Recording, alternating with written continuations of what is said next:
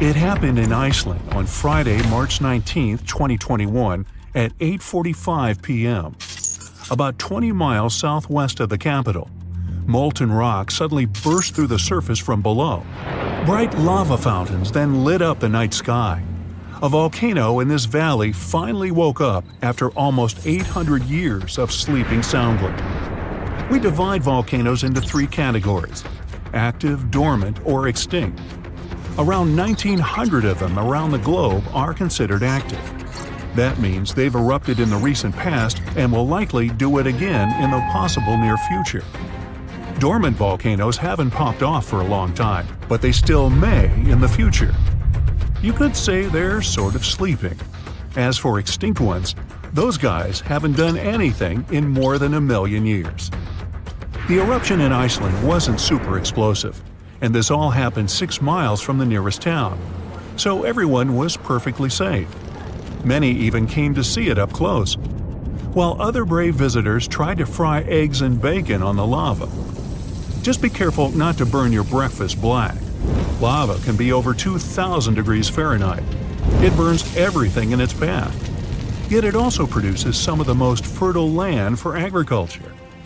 This eruption gave a relatively small amount of lava at first, but it's been spreading across the valley in different directions, forming a sort of shield that's constantly growing. You can never really predict how fast a lava flow will be until you see it. It all depends on how thick it is and how steep the mountain slope. Lava can ooze slowly at about 20 feet a minute, a fraction of the average person's walking speed. Or it can flow as fast as 30 miles per hour, which even the fastest person on Earth can't outrun. But the lava isn't even the most dangerous thing about volcanoes. That would be the toxic gases spewing from the eruption. And those spread faster and further than the lava flow. Luckily, in Iceland's case, the wind has been blowing these gases away from residential areas. Scientists weren't surprised this volcano erupted. They knew it was coming. Increasingly stronger earthquakes had been shaking this area for the past 15 months. There were 50,000 earthquakes within just the 3 weeks leading up to the eruption. That's 100 per hour. The volcano has been active since March, and geologists say this could last for weeks, months, years, or even decades of constant eruptions in the area. Mount Shasta is in the top 5 most dangerous volcanoes in the U.S., so geologists are keeping a close eye on it. The last eruption was in 1250. I wasn't around then, but this volcano erupts every 600 to 800 years. Which means, tick-tock, we're due any day now. About an hour from Portland, Oregon, there's an active volcano that last erupted in the 19th century. Next time it goes off, scientists think it'll produce larger amounts of ash and dust. This could cause an electrical blackout and make water unsafe to drink in the area. But the experts pay close attention to Mount Hood. They'll be able to give plenty of warning so people can react in time. Kilauea is one of the most active volcanoes in the world. It's been erupting almost constantly since 1983, making it also one of the longest eruptions known on Earth. It's the youngest land volcano in Hawaii.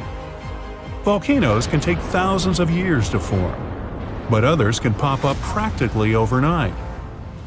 A volcano in Mexico just erupted in an open field in 1943 and started growing from there. Within a year, it was almost 1,500 feet tall. When the eruptions finally stopped 9 years later, the mount had reached a height of over 9,200 feet. Mount Fuji is an iconic symbol of Japan. The last time it erupted was in 1707, and it sent a shower of burning rocks as far as 60 miles away. If a similar eruption happened today, Tokyo would be within that vicinity. Mount Fuji is right on the Ring of Fire, that horseshoe-shaped region in the Pacific Ocean full of active volcanoes and earthquakes. From one end to the other, it's almost 25,000 miles long. It could wrap all the way around the Earth's equator. In January 2020, Taal volcano in the Philippines started spewing lava, sending huge plumes of ash half a mile up into the sky. The eruption even triggered a rare phenomenon, a dirty thunderstorm. That's when the smoke cloud above a volcano produces its own lightning. The chance of volcanic tsunamis was also high. Those are usually caused by tectonic movements that occur because of volcanic activity. Taal has erupted more than 30 times in the last 450 years. This volcano in Ecuador last erupted in 2016. Scientists think it might be showing some early warning signs of magma on the move. This is an active stratovolcano, a specific cone-shaped type with steep sides. They form from sticky lava that doesn't flow that easily. That lava goes around the vent, cooling and piling on itself to form these steep walls. These types are more likely to produce explosive eruptions like the ones we see in movies. Ruapehu is the oldest national park in New Zealand, a volcanic wonderland where you can closely see all those steaming craters, magnificent lakes, and unusual rock formations. It last erupted in 2007 and has had 10 eruptions since the mid-19th century. But eruptions, lava flows, and toxic gases aren't the only danger coming from volcanoes. There's also a thing called lahar, a kind of volcanic mudflow of debris. In between eruptions, snow melts and a lake forms in the caldera. If the last eruption brought mud, ash, and rocks in the lake, it becomes dangerously full. In that case, only a temporary dam holds it back. Indonesia has the biggest number of active volcanoes in the world, including one called Anak Krakatoa. It means child of Krakatoa, and its famous parent isn't far away. A huge tsunami in 2018 partially woke Junior, a scary thought since Senior had one of the most powerful eruptions ever seen on this planet in 1883. Krakatoa's boom was the loudest sound ever heard. People over 2,000 miles away could hear the explosion. The sound wave circled the globe 7 times, and scientists say it's hard to predict this volcano's eruption patterns. Mount Yasur in Vanuatu is one of just a few volcanoes in the world where you can see a lava lake. Tourists even go there to peer over the edge and get a look at the burning, bubbling lake below. Well, except for when the volcanic activity goes to levels 3 and 4 out of 5.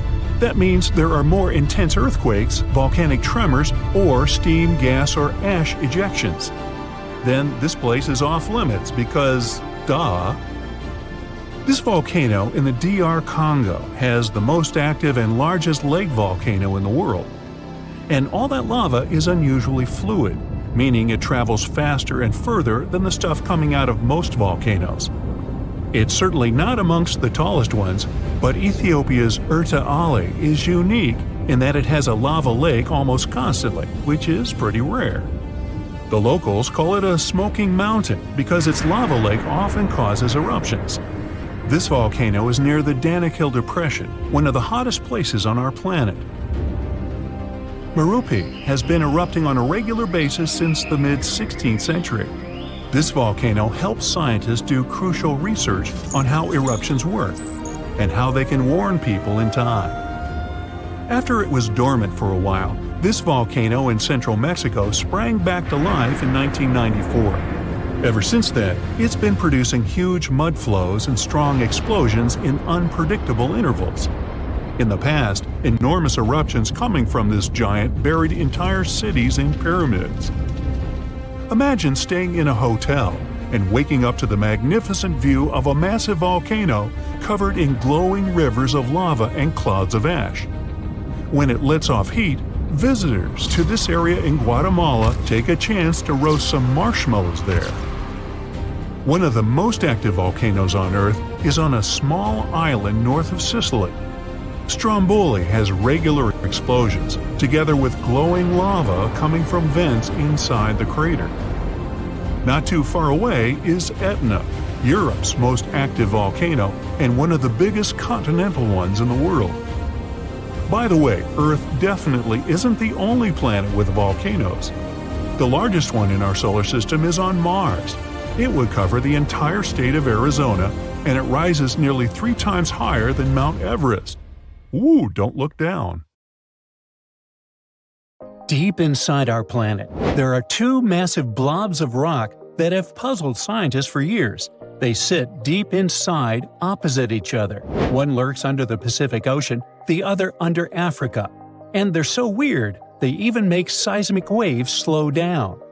Their actual name is large low-velocity provinces, but they're just two enormous, mysterious blobs of rock, bigger than continents, stranger than anything else inside the Earth, and so dense they might be leftovers from another planet. Until recently, no one knew what they were, where they came from, or why they even exist. These mysterious blobs could hold the secret to Earth's deepest forces, powerful enough to shape earthquakes, drive volcanic eruptions, and even influence the evolution of life itself. And now, we might finally learn the truth about them. These geological monsters are hidden about 1,800 miles beneath the surface. Each one is 100 times taller than Mount Everest, so vast they defy explanation. Now, at first, scientists thought these were primordial remnants from Earth's early days. Maybe something giant smashed into Earth about 4.5 billion years ago, and this impact formed both the Moon and these blobs. Scientists believe it could have been a planet named Theia, a Mars-sized planet that existed somewhere around the asteroid belt and slammed into Earth back in the day. Others believe it could be something much more familiar, old chunks of Earth's crust.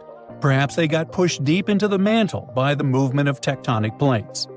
And now, a new study shows that these blobs are massive piles of oceanic crust that have been sinking into the Earth for billions of years.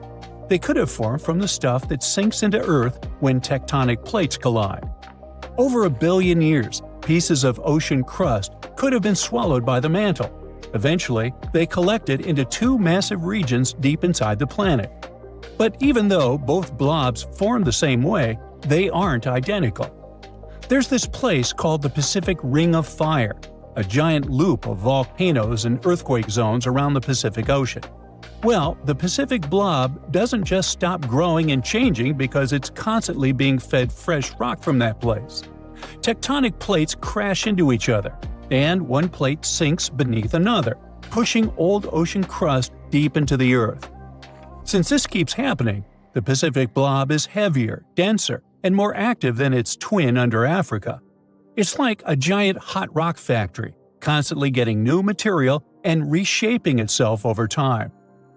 The African blob is much older and quieter than the one under the Pacific.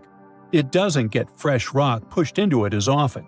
That's why, over time, it has blended more with the surrounding mantle.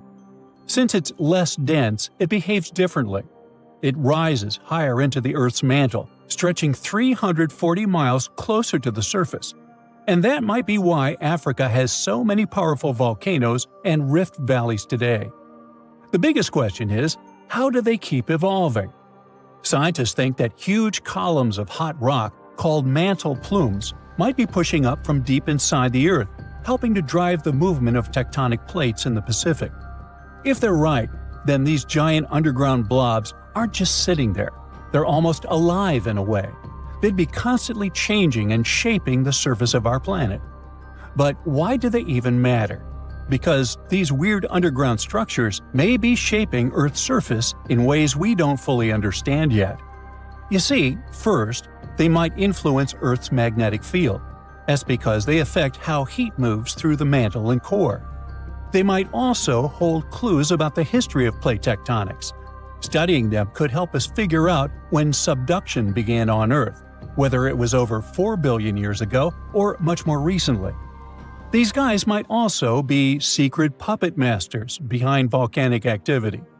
There's a theory that blazing hot rock from deep inside the Earth, the same kind that creates volcanic hotspots, might be rising straight from the giant blobs in the mantle.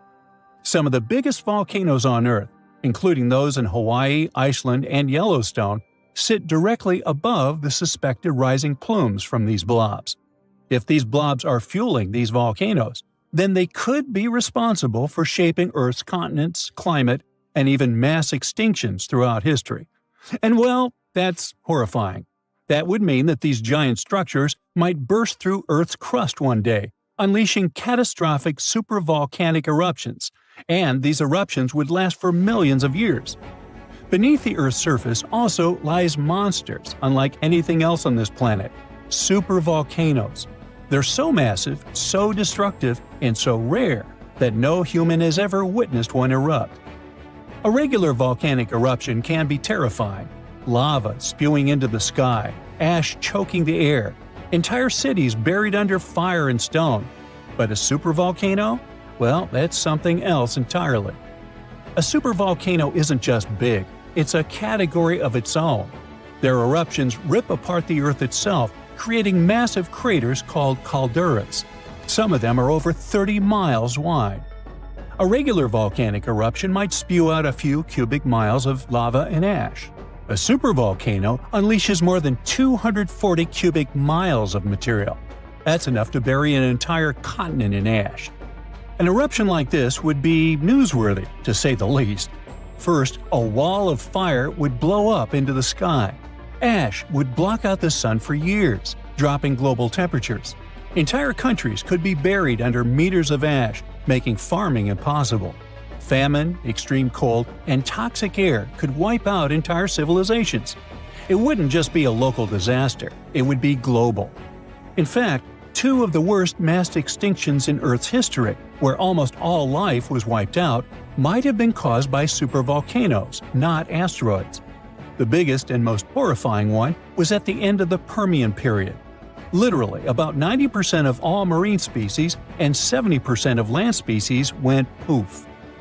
Scientists have counted about 20 supervolcanoes on Earth today. The most famous ones are Yellowstone in the US, Toba in Indonesia, and Topao in New Zealand. Now, the last time Yellowstone erupted was roughly 2 million years ago.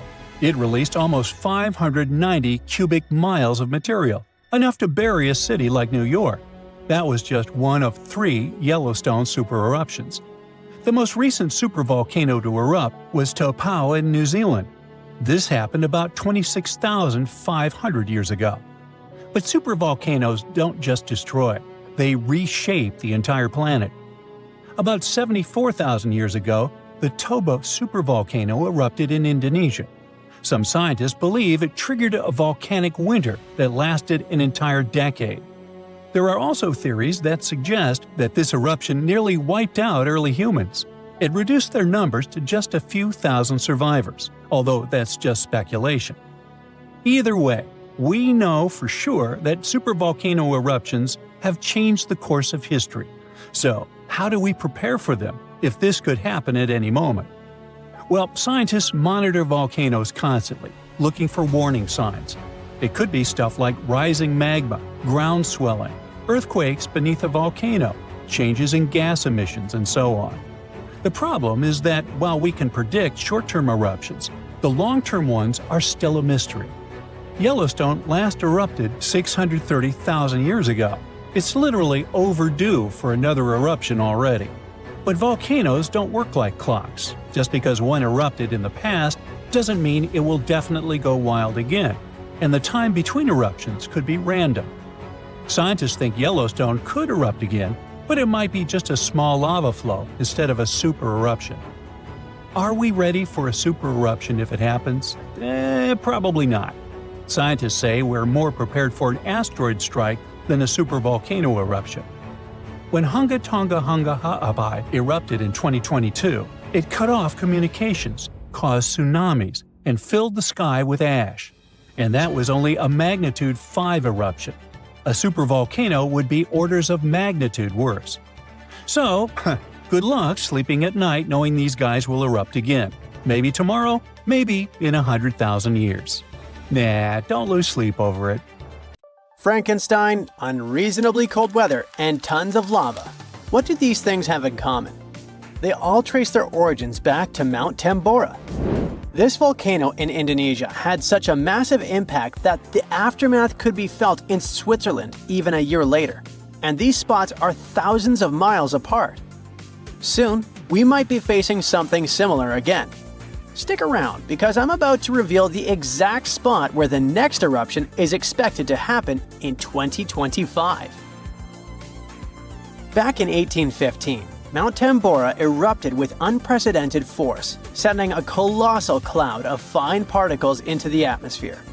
This cloud reflected sunlight, leading to global cooling and even the year without a summer in 1816. Temperatures plummeted, crops failed, and families worldwide faced food shortages, compounded by various health issues.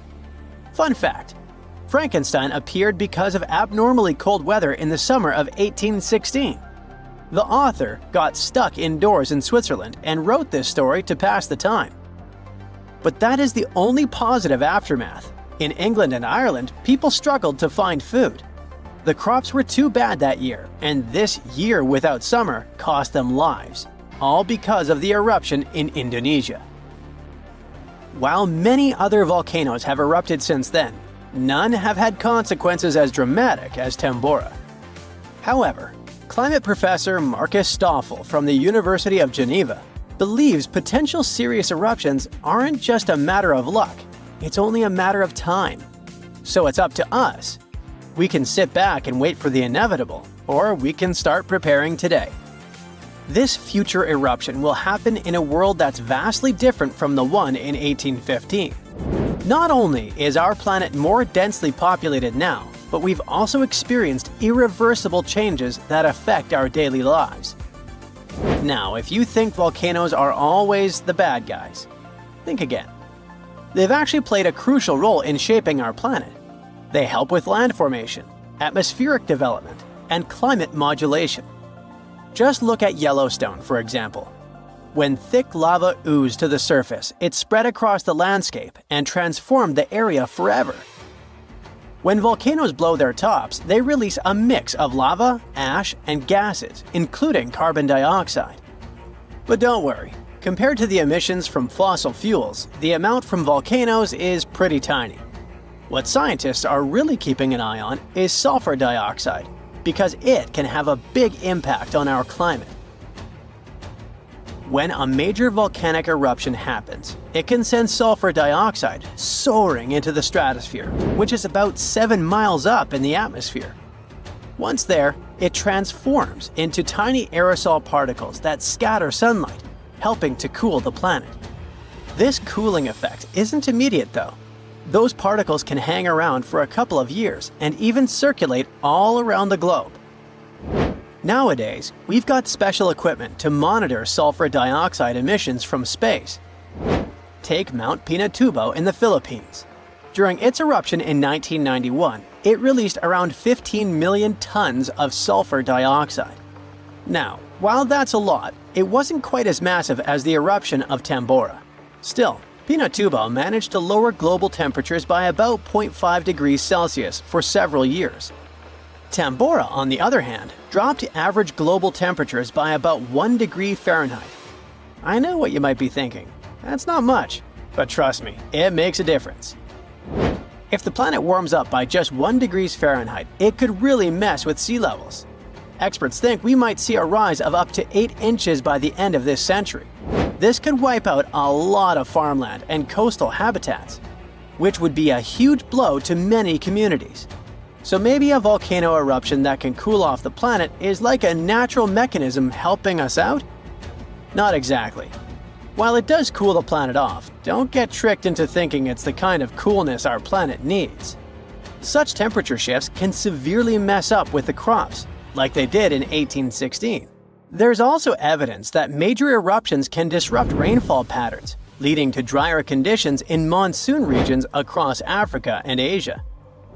You see, the summer monsoon relies on the temperature difference between land and ocean, which can be altered by volcanic activity. Interestingly, a warmer climate may enhance the cooling effects of volcanic eruptions. Experts explain that the formation and movement of aerosol particles depend on climate conditions. As global temperatures rise, faster air circulation can lead to smaller aerosol particles, which are more effective at scattering sunlight and thereby intensifying the cooling effect. Oceans also contribute to this dynamic. A warming ocean surface creates a stratified layer, hindering the mixing of warm and cold water, which could mean that volcanic eruptions primarily cool the upper ocean layer and the atmosphere above it, according to Stoffel. Moreover, climate change may influence volcanic systems directly. The melting of ice can trigger more eruptions by reducing the pressure that allows magma to ascend more easily. Additionally, increased rainfall associated with climate change can seep into the ground and interact with magma, potentially sparking eruptions. While the prospect of a cooling period due to a volcanic eruption might seem beneficial amid climate change, scientists warn that the effects could be dire. The immediate consequences could be severe, particularly for the estimated 800 million individuals residing near active volcanoes. A major eruption could devastate entire cities. For example, Campi Flegrei, located near Naples, Italy, is showing signs of increased activity and threatens the lives of about 1 million people. Now, if you're from Oregon, beware, as experts say this state might experience volcano eruptions. Are you scared? Don't be. It's actually not as scary as it seems. Let me explain why. There are more than 80 volcanoes in Oregon, but we're not interested in a single one of them because it's an underwater volcano that is likely to erupt in 2025. Axial Seamount is the most active volcano in the Pacific Northwest, yet it remains largely unknown to the public due to its location approximately 300 miles offshore and nearly a mile beneath the ocean's surface. While its upcoming eruption is expected to pose no threat of a tsunami or significant land-based earthquakes because of its depth and distance from the Cascadia Fault, the data gathered from studying its eruptions can enhance our monitoring of potentially more hazardous volcanoes. Let's call it a friendly eruption, shall we? In reality, predicting eruptions is a complex endeavor. We often encounter alarming headlines, such as, "Yellowstone is about to erupt." Should we take these claims seriously? Not really. Yes, Yellowstone sits atop an active supervolcano that has experienced 3 major explosive eruptions in the past 2.1 million years. The last eruption occurred approximately 70,000 years ago, with the most significant explosion taking place around 631,000 years ago, forming the massive Yellowstone caldera. Naturally, many people are curious about whether Yellowstone will erupt again and when that might happen. Fortunately, scientists are employing new techniques to delve into these questions. A recent study suggests that Yellowstone is unlikely to experience another major eruption anytime soon. The reason is that the magma beneath the park is divided into a network of separate chambers. While there is a substantial amount of magma present, it's not sufficiently interconnected to support an eruption. Previous studies proposed that the existence of a massive layer of magma beneath Yellowstone, but these latest findings change that notion. To gain a clearer understanding of the subterranean dynamics, researchers utilized a technique called magnetotellurics, which employs Earth's natural electromagnetic fields rather than seismic waves. Since magma is a good conductor of electricity, this method is particularly effective for mapping molten rock and comprehending underground activity in volcanically active regions. By using magnetotellurics, scientists created a detailed map of the magma under Yellowstone, enabling them to make more informed predictions about future eruptions. But what will happen if an eruption similar to Mount Tambora occurs? By and large, there will be huge climate chaos. Yeah, the best scientists are looking for the solution should it really happen, but they don't have it yet. So technically, we're not ready for the second Mount Tambora. But for now, we're pretty much safe. No major eruptions are predicted. Whew! Yellowstone is the internet's favorite doomsday volcano. Maybe you heard the prediction. One super eruption, then a continent dusted in ash and temperatures going down. A perfect disaster movie scenario. Yet, geologists worry about a different kind of volcano. One that won't explode only once. It could rip the ground open, flood the entire continent with lava, and make the air unbreathable. And we know this because it happened before. Right now, researchers think there might be around 20 supervolcanoes scattered across the planet. Short story, we fear those. Long story, a major supervolcanic eruption could collapse modern society as we know it. A normal volcano can cause a local disaster. It can wipe out a city and turn a region into a no-travel zone. When Mount St. Helens exploded in 1980, it was huge. The eruption blew the top off a mountain and flattened forests like knocking down dominoes. It showed the world just how scary volcanoes can be. But in geological terms, it's nowhere near what a supervolcano could do. Mount St. Helens threw out roughly a third of a cubic mile of ash, enough to make a football field pile about 150 miles high. For comparison, a supervolcano could bury the entire state of Texas 5 feet deep, and Texas stretches about 800 miles.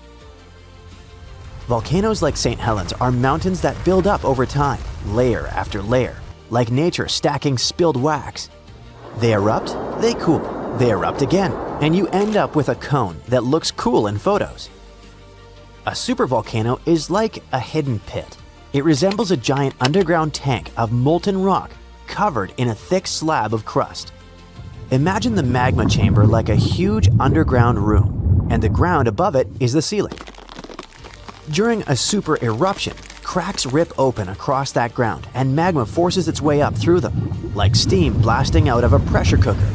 Ash and gas roar high into the sky. It can start in multiple spots across a wide area, not one neat hole.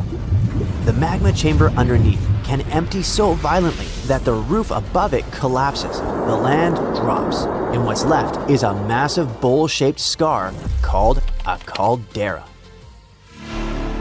And Yellowstone is the prime example. About 631,000 years ago, Yellowstone had a massive eruption and it left behind a giant caldera about 30 by 45 miles across. Now it's a national park, but it's also basically a footprint, like a warning. If Yellowstone erupted again, the first super hot clouds of ash and gas could blast outward and burn everything nearby. Then the ash would spread. And ash is not like the fireplace dust. It hurts to breathe. It wrecks engines, and it can shut down flights and machines. Regular volcanoes mostly hit the area around them with lava. A super eruption turns the air itself into a real danger. Ash spreads far and jams the things we depend on. High up, sulfur can turn into a thin haze that will block some sunlight. That can cool things for a while and mess with growing seasons, even far from the eruption.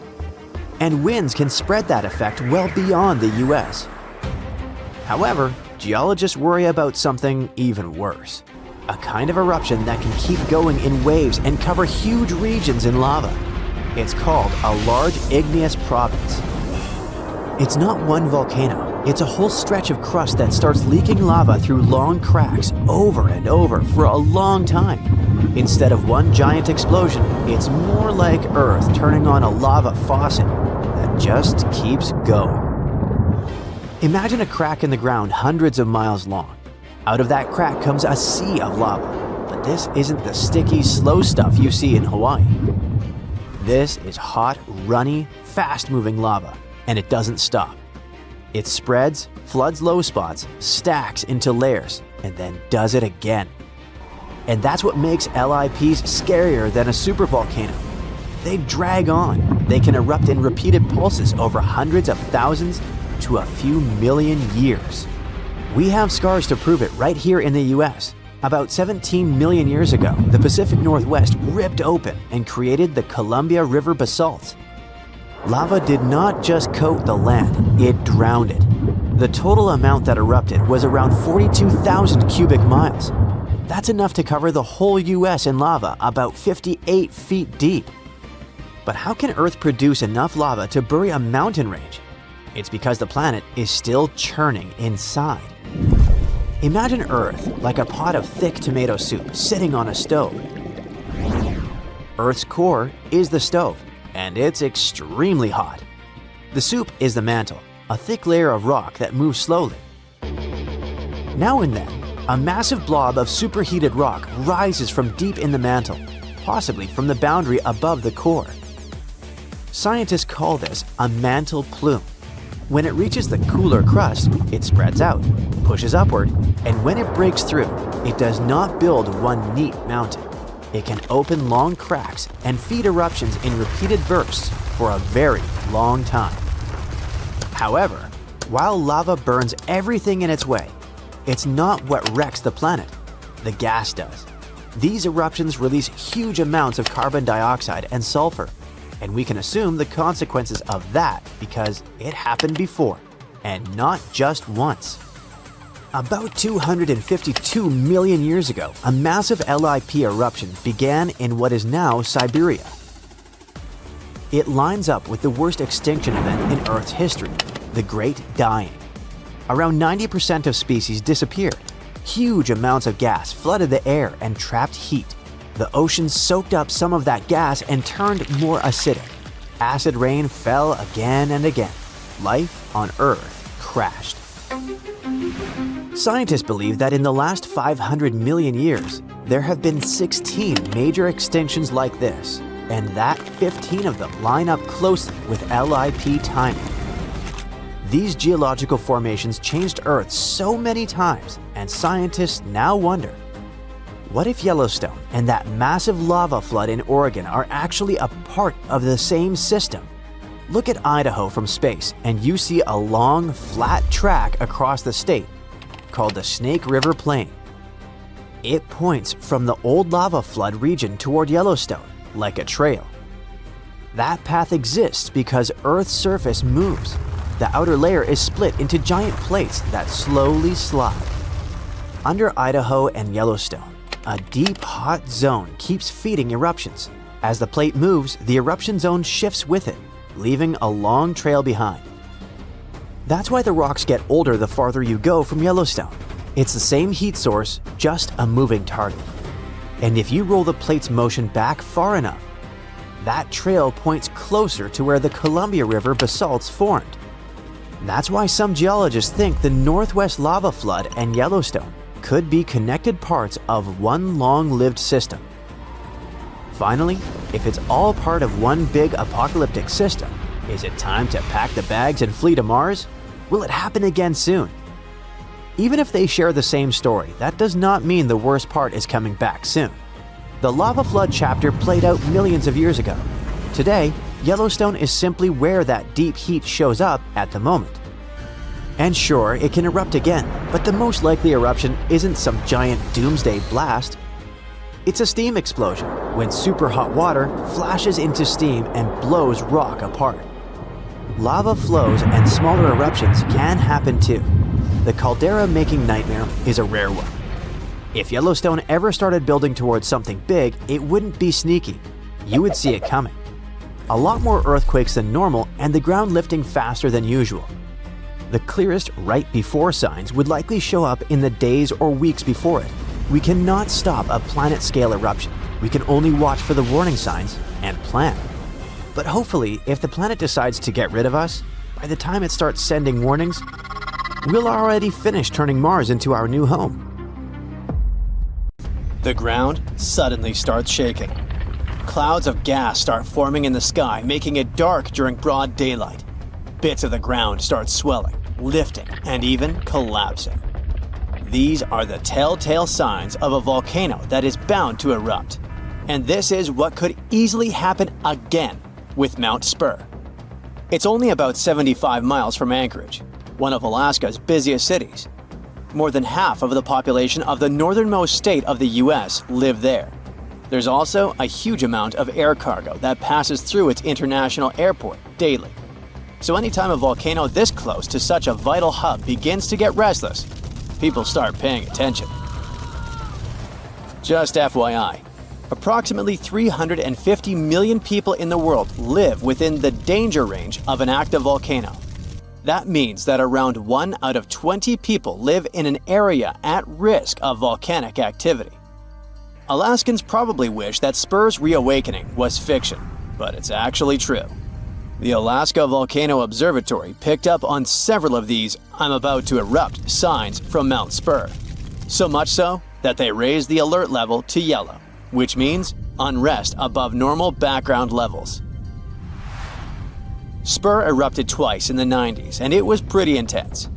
If we were ranking volcanic eruptions on a scale from 1 to 10, these eruptions would rank a 6 or 7. Not that terrible, but still worth 10 to 17 million in damages. However, these numbers are nothing compared to Alaska's 1988 Redoubt eruption, another volcano that erupted and summed up a staggering $345 million in damages, mainly because its ashes hit aircraft engines, such as the KLM 747 that lost power after all its engines went off due to the ashes. If people weren't paying attention to Alaska's unstable geology before that, well, they surely started to after it.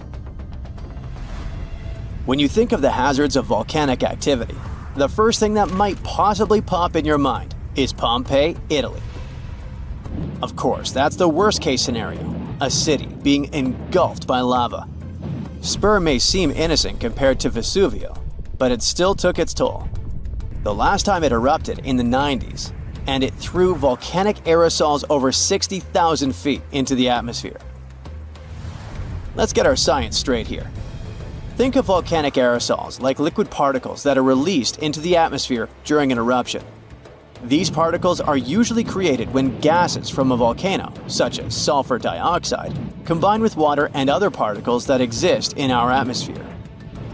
These aerosols can actually cool the Earth's surface since they reflect sunlight directly back into space. And that's not the worst part. It can stay in the atmosphere for several years after an eruption, causing lots of health issues. The eruption unleashed blazing fast avalanches of hot gas and ash called pyroclastic flows, along with thick, muddy floods known as lahars. Oh, and there were also the massive volcanic boulders. These rock chunks were huge, some over 3 feet long, and they blasted out from the volcano like nature's cannonballs, landing more than 6 miles away. All that volcanic heat melted part of a nearby glacier, kicking off debris flows that dammed up the Chakachatna River and created a whole new lake along the valley. Some good came out of Spur's first eruption, though. The main lesson was, volcanic monitoring pays off. The local monitoring was able to reduce the economic damage done by the eruption, especially for a city that has an intense air traffic. Spur is deemed as dormant for the moment, but it could go off anytime soon. You see, volcanoes are classified as active, dormant, or extinct, depending on how much action they're putting on. If it's still active, it's still rumbling and erupting somewhat regularly. Dormant means it's had some recent activity, but it's still lying low for now. And extinct, that's when it's been quiet for such a long time that we figure it's done for good. One of the US's most dangerous active volcanoes is Mount St. Helens. This volcano is actually responsible for the most powerful eruption in US history. Its last blast was so intense, it threw off about 1,300 feet off its summit. Basically, the top of the mountain vanished, and if you thought Mount Spur's ash cloud was impressive, St. Helens wins the competition since it launched its ashes 80,000 feet into the sky. Eastern Washington plunged into total darkness. But it wasn't just that. In a matter of 3 minutes, the eruption hurled 3.7 billion cubic yards of blazing rock and dust, enough to fill 1 million Olympic-sized pools across 230 square miles of lush forest. Actually, the earthquakes that anticipated the eruption started weeks before May 18, 1980. A ground shake of magnitude 5.0 went off, triggering a landslide on one side of the volcano. By the end of the official eruption date, 57 people had lost their lives. Nearly 7,000 big game animals like deer and elk were wiped out, and millions of birds laid scattered on the burnt earth. Researchers don't think St. Helens will blow at the same magnitude again anytime soon, but they're keeping an eye on it, because this volcano is not exactly finished. By the way, the word volcano comes from the Roman name Vulcan, which was the Roman deity of fire, and they often happen at the meeting point of tectonic plates, which are the pieces of the Earth's surface that fit together like a jigsaw puzzle. The so-called Ring of Fire, located in the Pacific Ocean, is the world's danger zone when it comes to volcanoes. It contains between 750 and 915 active volcanoes. The largest volcano located in the Ring of Fire, also the largest active volcano in the world, is the Mauna Loa. It's over 13,000 feet high, and it's located in Hawaii. Researchers say that Mauna Loa has been erupting for at least 700,000 years. Its most recent eruption began on the 27th of November 2022, and it lasted until December 13th. It's been quiet since the 80s until it decided to wake up again. Thanks to constant monitoring by the Hawaiian Volcano Observatory, it didn't cause any casualties when it last erupted. Scientists have been investing big time on volcanic monitoring, not only to reduce economic hazards, but also to save lives. The most recent attempt has been to drill into volcanoes. Recently, a group of scientists went all the way to Iceland in one of the world's volcanic hotspots.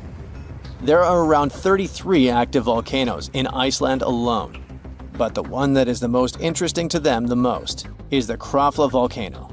The Krafla has erupted around 30 times in the last 1,000 years, and its most recent eruption was in the mid-1980s. The project named Krafla Magma Testbed, or KMT for short, is hoping to advance the understanding of how magma behaves underground. The main advantage of this drilling research is predicting the risk of eruptions, but it can also help to push geothermal energy forward. I mean, can you imagine having electricity that is run by the limitless source of volcano power? The KMT team will begin drilling holes deep into volcanic ground in 2027. They're aiming at reaching over a mile into the ground. After all, it's different to monitor lava activity when it's on the surface than when it is still below ground. This will allow researchers to listen to the pulse of the Earth, according to them. They're saying this research is as revolutionary as the first time man went to the moon. Oh, and speaking of that, I was shocked to discover that volcanoes exist all throughout the solar system. Yep, other planets and moons have volcanoes too. The largest volcano in our solar system is Olympus Mons on Mars. It's a shield volcano, much like the ones that make up the Hawaiian Islands. It's about 370 miles wide. If we transported it all the way back to Earth, it would almost occupy all of Poland. Yikes. Stop for a second and look at the ground beneath your feet. Is it a quiet suburban street, a flat basketball court, or maybe a peaceful stretch of farmland? You probably feel safe because there isn't a giant smoking mountain on the horizon, but that safety is an illusion. Yeah, sure. Yellowstone, Vesuvius, or Mount Fuji, those are the celebrities of the geological world. Giants that dominate the skyline and sometimes blow their tops. But what about a hidden threat? One that doesn't look like a volcano at all. It's invisible, it's silent, and thousands of these traps are scattered across the planet, lurking right under the foundations of our biggest cities. Scientists call them monogenetic volcanic fields. To the untrained eye, they don't look like volcanoes at all. They disguise themselves as innocent hills, flat plains, or just lovely lakes. For decades, they were mainly ignored because of their small size. But new data suggests these hidden systems are far more dangerous than previously thought. And unlike the big giants that give weeks of warning rumbles, these invisible volcanoes specialize in surprise attacks. Hold tight. To understand the danger, we have to look at the plumbing. A standard volcano acts like a simple chimney. There is a central magma chamber and a main pipe leading to the surface. Eruption after eruption, lava flows out the same vent, building a massive cone over thousands of years. Monogenetic fields break all these rules. They don't build mountains. They don't reuse the same pipe. Instead of a chimney, imagine a cracked windshield. Magma deep underground scans for any weakness in the crust over a massive area. It pushes up, cracks the surface, erupts once, usually violently, and then calms down forever. The next time magma rises, it won't use that old vent. It will find a new crack 5 miles away, or 10. This means you can't just monitor one specific mountain. The entire region is a danger zone. And because each volcano is a one-and-done event, The landscape is deceptive. You could drive past the site of a violent ancient explosion every day on your way to work and simply see a grassy knoll. The scary part is the speed. In these fields, magma can rocket from 30 miles down to the surface in less than 24 hours. It moves at a speed of up to 4 miles per hour. That sounds slow for a car, but for melting rocks, that is the speed of an elevator. This isn't just a theoretical problem for empty deserts. Take Auckland, New Zealand. It's a stunning modern city with beautiful harbors and over 1 million residents. But Auckland is built directly on top of a geological minefield. Sounds a bit crazy, right? Beneath rugby stadiums, parks, and busy intersections lies the Auckland volcanic field. Those scenic green hills scattered across the city aren't just landscaping. They're the remains of over 53 separate volcanic eruptions. Rangitoto Island, which sits just offshore, emerged from the ocean only 600 years ago. In geological time, that was 5 minutes ago. For years, this field was considered sleepy, but recently, scientists have started noticing subtle changes. The terrifying reality of a field like this isn't that a volcano we already know will erupt again. It's that a new one can pop up and go from zero to a disaster in the blink of an eye.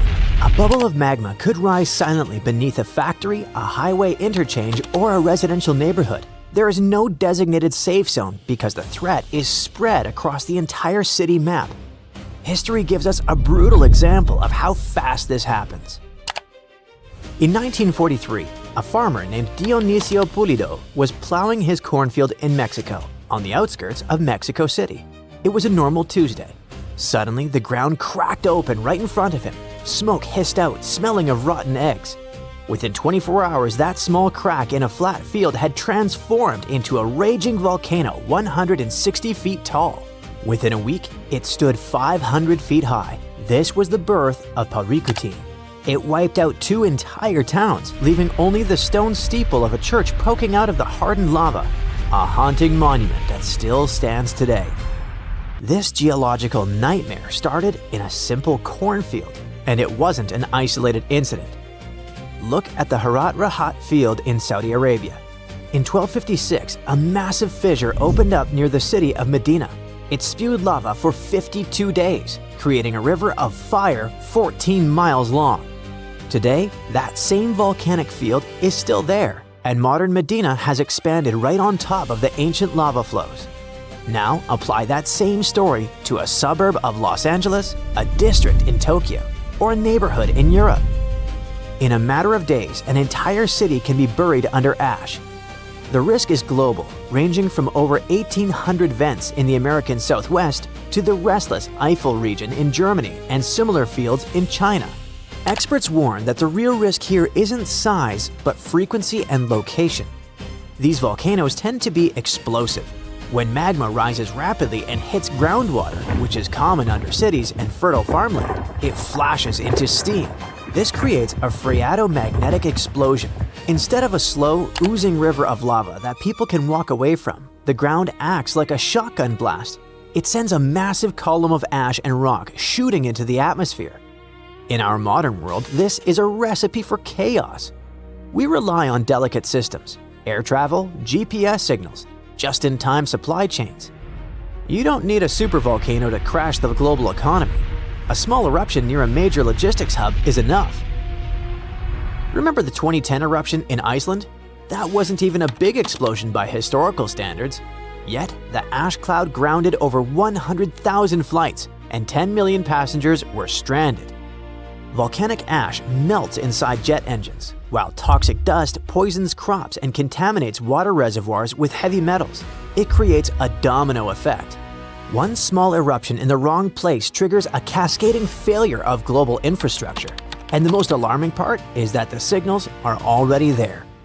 Recent geological studies have shown an uptick in activity in these distributed fields. It isn't always violent earthquakes.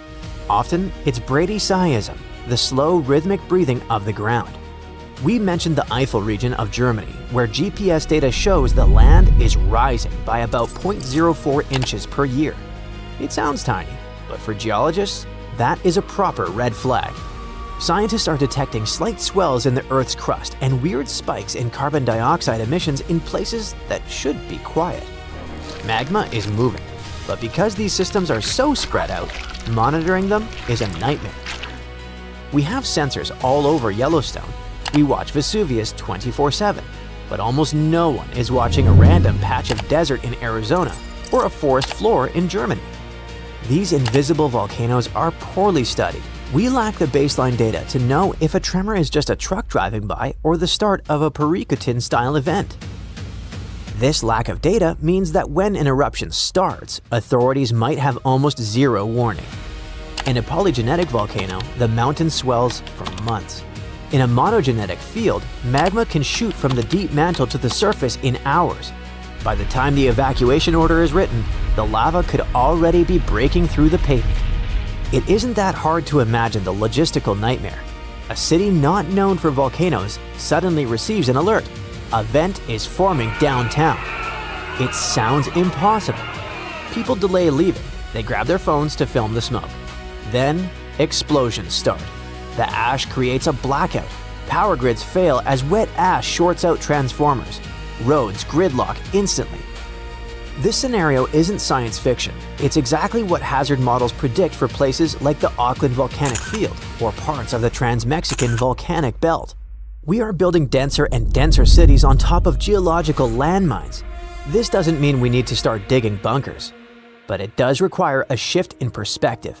We have spent so much time worrying about the celebrity volcanoes that we forgot about the quiet ones. The Earth is a living, shifting engine that doesn't care about property lines or city limits.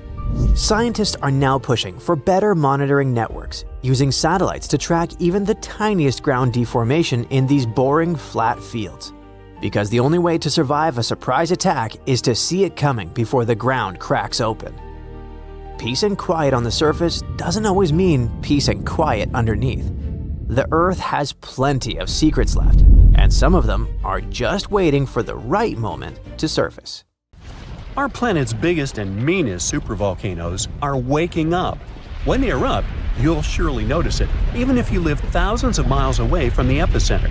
Scientists are worried we might not have enough time to prepare and deal with the consequences of a supereruption. There's some volcanic activity close to the Italian city of Naples. And no, it has nothing to do with the famous Mount Vesuvius, but with another volcano. This one is harder to see as it doesn't have a tall peak like Vesuvius. But don't let this bad guy trick you. It could be way more dangerous than its giant neighbor. It does have a huge crater that's about 8 miles wide. This volcano is called Campi Flegrei, and it's actually one of the largest volcanoes in Europe, sitting under the town of Pasquale. So, Campi Flegrei erupted 39,000 years ago with a bang so massive it spread ash across the whole Mediterranean region. It also caused the temperature to drop by over 16 degrees Fahrenheit across Eastern Europe. It was the biggest volcanic eruption in Europe in 200,000 years. Since then, Campi Flegrei has had smaller eruptions, and the last one happened in 1538. Now the area is full of small craters, hot springs, and bubbling pools, and they're all proof that this volcano is still very much alive and brewing something. Since the early 2000s, the ground in the giant crater and the town nearby have been slowly rising by about 1 to 1.5 inches every year. There were at least 150 earthquakes that shook this supervolcano lately. In May 2024, there was a 4.4 magnitude in the area, the biggest in the last 40 years. Residents had to leave their homes and camp outside, fearing there would be more earthquakes. No one knows how Campi Flegrei is going to behave in the following months or years, but the authorities are organizing evacuation exercises to prepare the population just in case. The Italian volcano looks like an innocent kitten compared to the real giants like Yellowstone. For a volcano to deserve the title of a super one, it must be able to produce catastrophic-scale eruptions and eject huge amounts of magma, ash, and volcanic gases. The Yellowstone giant meets these criteria. Even though it moves from time to time, the Yellowstone supervolcano hasn't erupted for 640,000 years. But when it does wake up, it might erupt with incredible power, about the same amount as 10 huge nuclear power stations can produce. Under the ground, beneath Yellowstone, there's a superhot area full of molten rock called magma. As more magma moves into a big space called a magma chamber, the ground above starts to swell or rise. When the magma cools down, the ground falls. Between 2004 and 2009, the ground at Yellowstone rose by almost 10 inches, but then it started to slowly go back down in 2010. Scientists aren't sure if it's going to erupt anytime soon. There's also another big volcano called Long Valley in California that has been active since 1980, and it can be a really big threat. Scientists studying this supervolcano found out that before its biggest eruption, 760,000 years ago, the buildup may have taken less than a year. Now, that's bad news, because a supervolcano eruption can have a huge effect on the world, like the eruption of the Toba volcano in Sumatra around 74,000 years ago. It became the biggest volcanic eruption the Earth had seen in 28 million years. It covered parts of Indonesia, India, and the Indian Ocean with a thick layer of volcanic debris, almost like a 6-inch blanket. The amount of rock it spewed out was like stacking nearly 3 million Empire State Buildings. The giant crater it left behind can still be seen from space. All the ash and gases shot up into the air and blocked some of the sunlight. It caused a volcanic winter that lasted about 6 to 10 years. Some scientists think this eruption might have even affected early humans. Around the time Toba erupted, the human population took a sharp dip, and there were far fewer people. Some say this is why all modern humans come from a small group of survivors. According to the Toba catastrophe theory, most early humans in Europe and Asia didn't survive the cold and harsh climate after the eruption, but a lucky group lived through all that in Africa. Not all scientists agree with this idea, and some archaeological and climate records show a different story. Another volcano that changed the world in a big way was Mount Tambora in 1815. The next year went down in history as the year without a summer. It was cold and rainy, and there was snow and frost even in the middle of summer, especially in Europe and North America. This happened because the volcano sent out a lot of sulfur dioxide into the sky, which spread all over the world and made the planet colder. When Tambora erupted, it caused huge tsunamis that smashed homes and took the lives of around 10,000 people. Afterward, about 80,000 more people passed away because of the consequences the eruption had caused in the world. The cold weather ruined crops, so food became really expensive. And because horses were the main way people traveled, the cost of oats that they ate went way up too. Some people even think this led to the invention of the bicycle in 1817 as a new way to get around. The eruption made the Earth colder for about 3 years. Now, even though the Tambora eruption was so powerful, Krakatoa, another volcano in Indonesia, stole the show when it erupted in 1883. It was just easier to spread information about it through telegrams and photos. Its final blast was the loudest recorded sound in history, and people could hear it on 10% of the entire Earth's surface.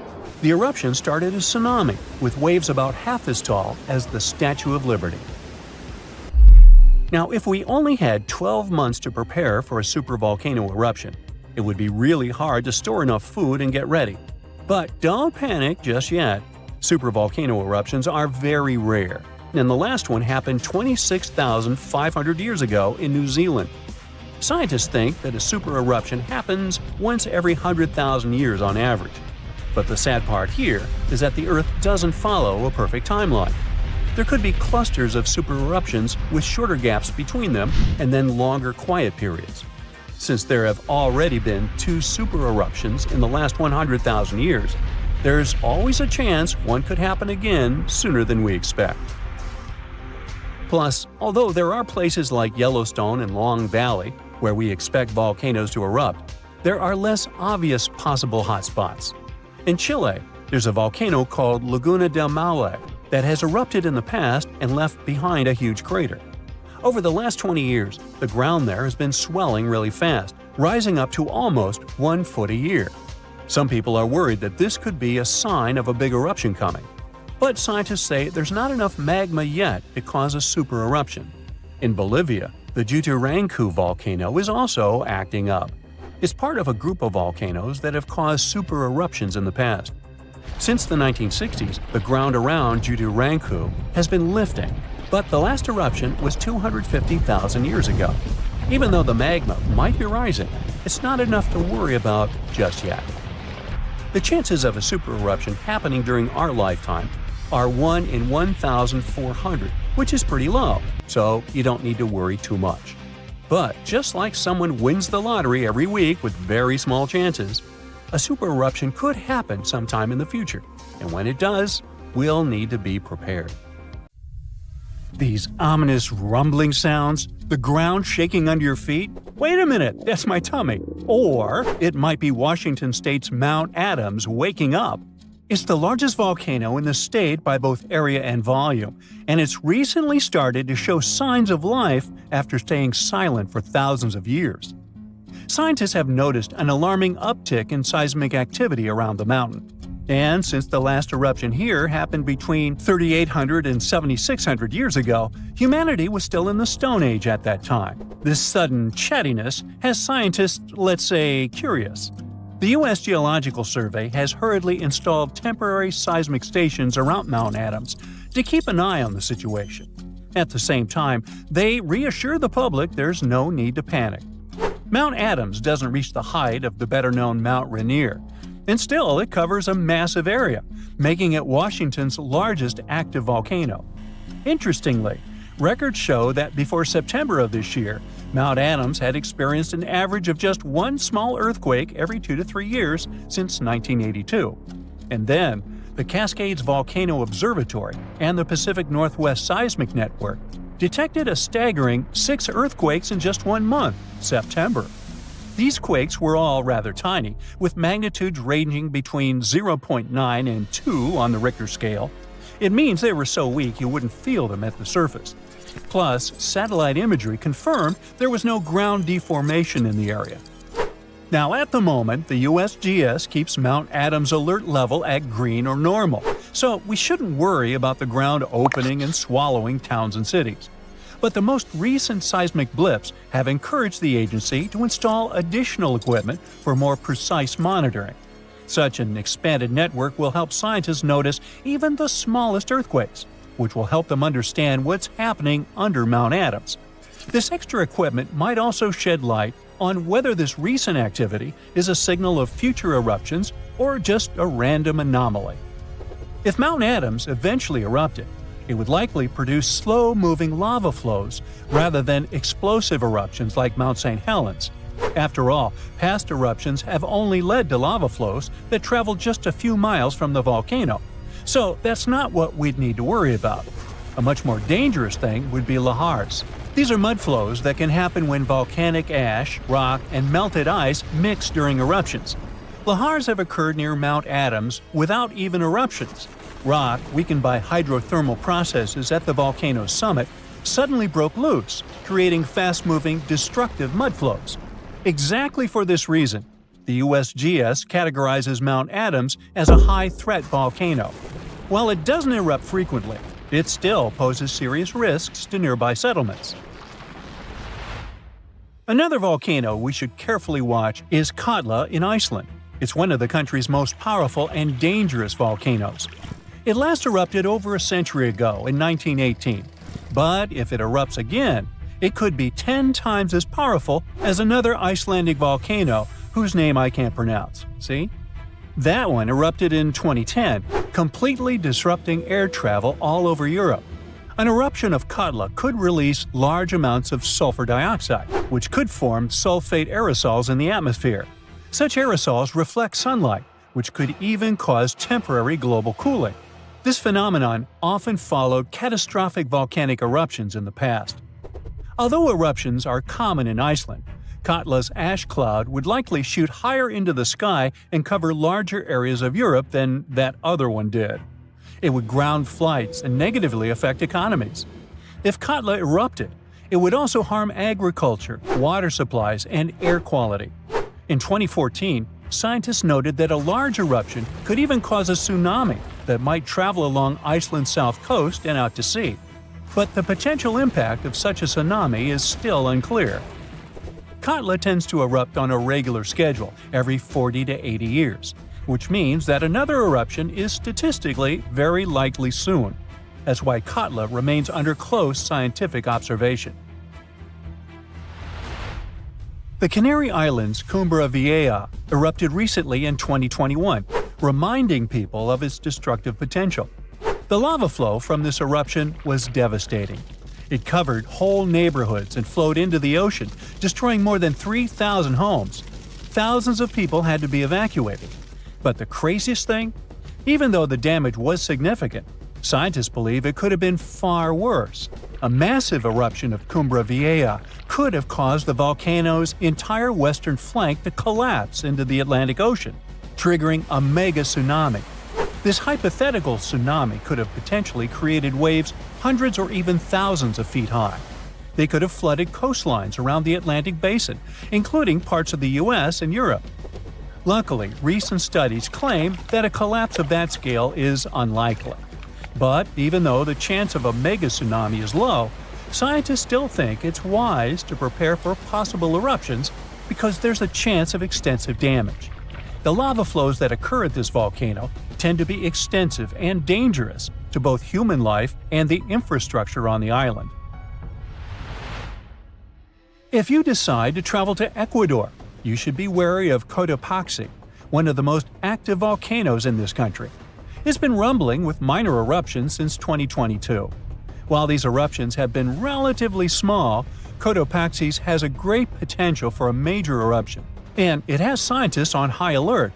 If Cotopaxi erupted on a large scale, it could produce a massive ash cloud over 12 miles high, threatening the lives of around 200,000 people in the neighboring area.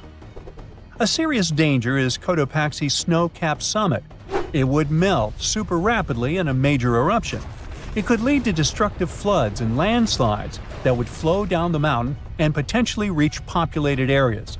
This combination of volcanic activity and glacial floods makes Cotopaxi a high-risk volcano. A powerful eruption could occur soon, or it could be years or even decades away. But monitoring efforts are in place to catch any warning signs. The next volcano we should watch out for is already infamous, Mount Vesuvius. Its catastrophic eruption in 79 CE destroyed the Roman cities of Pompeii and Herculaneum.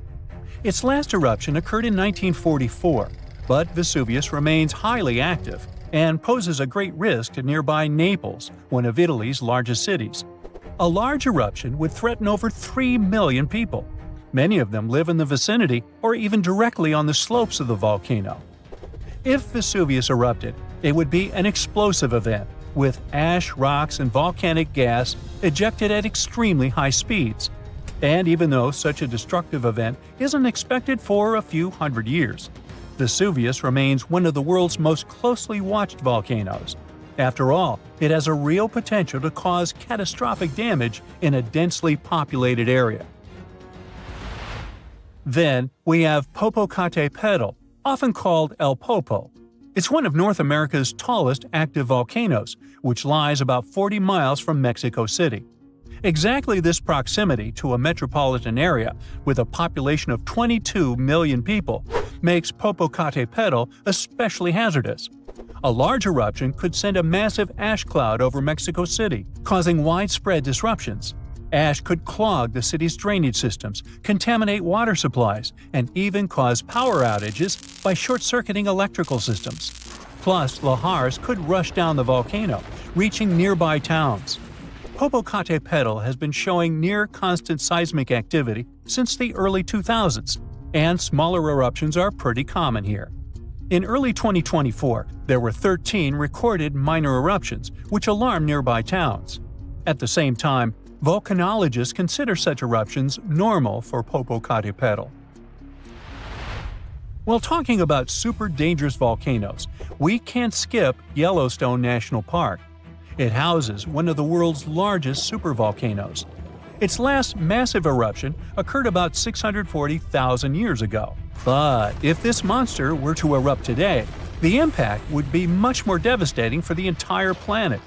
States closest to Yellowstone, including Montana, Idaho, and Wyoming, would be most affected, likely experiencing disastrous pyroclastic flows. These flows, which are made of a dangerous mix of lava, ash, and gases, can obliterate everything in their path. Large parts of the country would also be blanketed in volcanic ash, over 3 feet in some areas. On a global scale, an eruption at Yellowstone would send tons of ash and gases into the stratosphere, potentially blocking sunlight and causing global temperatures to drop for a few years. This would disrupt agriculture, collapse transportation systems, and create food shortages on a massive scale. Still, even though there's a popular myth that Yellowstone is overdue for an eruption, geologists clarify that this isn't true. Volcanoes don't follow precise timetables, and the activity at Yellowstone doesn't indicate an imminent eruption. So yeah, that's good news. For 70,000 years, Taftan volcanoes successfully convinced everyone it was extinct. But new satellite images show that its summit is rising, like something inside is stretching it, rolling it over, and cracking its neck after the world's longest nap. Scientists aren't too happy about it, so let's see if you have a reason to be worried too. Volcanoes can wake up when earthquakes shake them awake or storms mess with underground water. But scientists checked. There weren't any big earthquakes or heavy rains in southeastern Iran, where it sits. So it must be gas or magma pressure that's moving Taftan. It's like a sealed soda can heating up from the inside. Before you even hear a hiss, the pressure is building silently, waiting for a weakness. That's why Taftan's movement is such a big red flag. Pressure changes mean new internal activity. Plus, the source of pressure below its surface is at just around 1,600 to 2,070 feet deep. And that's not a lot for a volcano. When the source of pressure sits that close to daylight, it can set off small explosions from steam or gas, even if no lava ever touches the surface. This type of explosion, called phreatic, happens when water underground gets so hot so fast that it blows up like a giant pressure cooker. In Hollywood movies, volcanic eruptions always look like rivers of lava chasing people down the street. But steam-driven explosions are different, sneaky, and unpredictable. One minute everything looks calm, and the next minute rocks and superheated steam blast into the air like Earth sneezed with the power of a jet engine. For Taftan, this is exactly the scenario scientists are afraid of. You don't need flowing lava to cause destruction. A steam-driven explosion can launch boulders the size of cars and shoot ash clouds thousands of feet up. Even if you don't live anywhere near Iran, Taftan isn't just a local issue. Volcanoes breathe out gases that travel with the wind, and Taftan produces sulfur-heavy emissions when it's active. Sulfur dioxide doesn't just smell bad, but messes with air quality, irritates lungs, and reacts in the atmosphere to form particles that can dim sunlight and cool temperatures. That means neighboring countries might feel the effects even if they never see the volcano. And if a phreatic explosion blasts ash high enough, it could drift into international flight paths like volcanic confetti nobody asked for. Even smaller eruptions can have ripple effects. Remember that time a volcano in Iceland with a name I won't ever pronounce correctly blew up in 2010? It disrupted all the air travel across the Atlantic, and in our case, a modest ash plume drifting into major air corridors could ground flights across the Middle East, South Asia, and beyond. You know, gas emissions don't respect borders. They drift, mix, and settle wherever the wind decides to drop them. Alright, all this sounds pretty creepy, but with all the modern sensors, scientists should find out about an eruption in advance, right? Not really. As Taftan sits in a really remote region, setting up monitoring stations there is tricky, expensive, and frankly, was never a priority because everyone assumed the volcano was done for. So right now, satellites, not ground instruments, are doing most of the work. Satellites see the big picture, but instruments on the mountain add detail. And that's why it was so important for Taftan to be reclassified from extinct to dormant. Because dormant volcanoes need eyes on them 24/7. When a volcano is labeled extinct, countries don't invest in evacuation plans, hazard maps, or monitoring equipment. Changing Taftan's status forced everyone, from local officials to global scientists, to admit it can cause trouble. And that means preparing for ashfall, gas emissions, sudden eruptions, and the long-term questions. Questions like, what if this awakening isn't temporary? What if this is the beginning of a whole new activity cycle? Long-term, Taftan might settle down again, or it might be entering a period of renewed activity. Volcanoes don't run on human timelines. A short-term phase for a volcano could be days or years, and the uplifting summit might mean there's deeper magma movement, not just a surface burp. It has gone up by about 3.5 inches over 10 months between July 2023 and May 2024. And a mountain rising is like Earth inhaling. And if Earth inhales too deeply, it eventually exhales. And in volcanic terms, that exhale is nothing good. Right now, Taftan is breathing in, and nobody knows when it plans to breathe out. This already sounds like too much drama, but there's more where it came from. Some of the biggest, angriest supervolcanoes on Earth are starting to wake up. When one of these monsters erupts, the whole planet feels it, even people living thousands of miles away. Scientists worry because a super eruption could move faster than our ability to prepare food, evacuate cities, or deal with the chaos afterward. That's what makes supervolcanoes so scary. Not just the explosion, but how little time we might have to react. If you live near Naples, you already know at least one supervolcano and how it acts. Streets crack, steam leaks from the earth, the harbor fills with sediment, and swarms of small earthquakes rattle windows like underground thunder.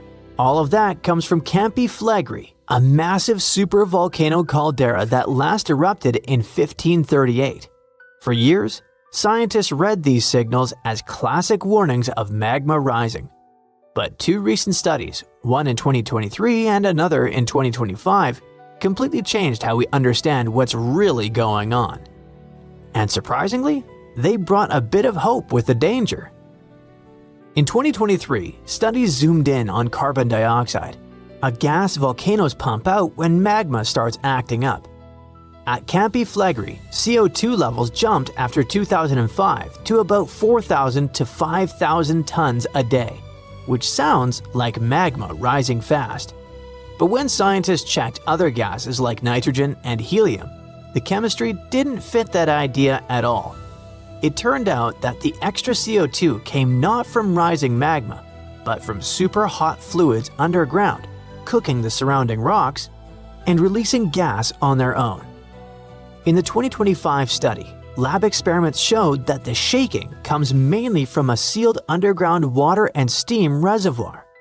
When that natural lid traps pressure, it eventually cracks and releases steam and sets off sudden quakes that people feel at the surface. That idea also explains something that always confused scientists. The earthquakes usually start close to the surface and then move deeper, which is the opposite of what rising magma would do. After the strongest shaking, the ground often sinks a little, like a balloon slowly deflating after you let some air out. None of this means Campi Flegrei is suddenly safe though. Magma still sits deep underground, and steam-driven explosions can still blast out rocks, ash, and scorching gas without any lava warning you first. What's really changed is how scientists think about the danger. Just watching and waiting isn't enough anymore. If humanity only had 12 months of warning before a supervolcano eruption, we'd struggle badly. Stockpiling food, relocating people, keeping supply chains alive. It would all feel almost impossible. But don't freak out yet, because supervolcano eruptions are extremely rare. The last one happened about 26,500 years ago in New Zealand. On average, scientists think a super eruption happens roughly once every 100,000 years, but Earth doesn't follow neat schedules like a calendar. Sometimes these eruptions cluster closer together, and then the planet stays quiet for a long time.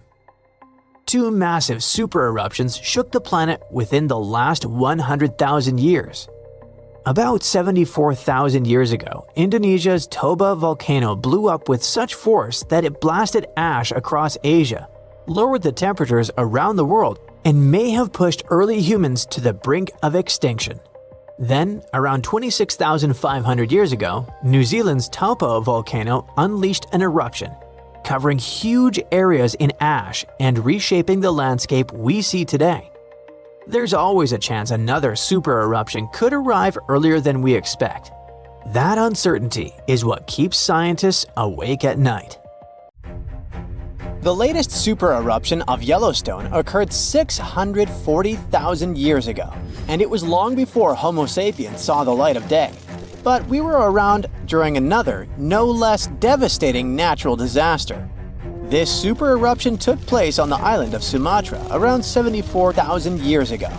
That's when an erupting supervolcano wreaked havoc on huge territories, sending up plumes of debris and ash that spread for thousands of miles and caused temperatures on the planet to plummet. The effects of this super eruption were visible as far away as southern Africa. Experts believe they could have impacted early humans there. By the time the volcano erupted, our ancestors had already been using stone tools and had likely known how to produce yarn. And some specialists even think that the Toba super eruption was so powerful it could push our ancestors to the brink of extinction. They claim that Toba might be the largest volcanic eruption to occur on Earth within the last 2 million years.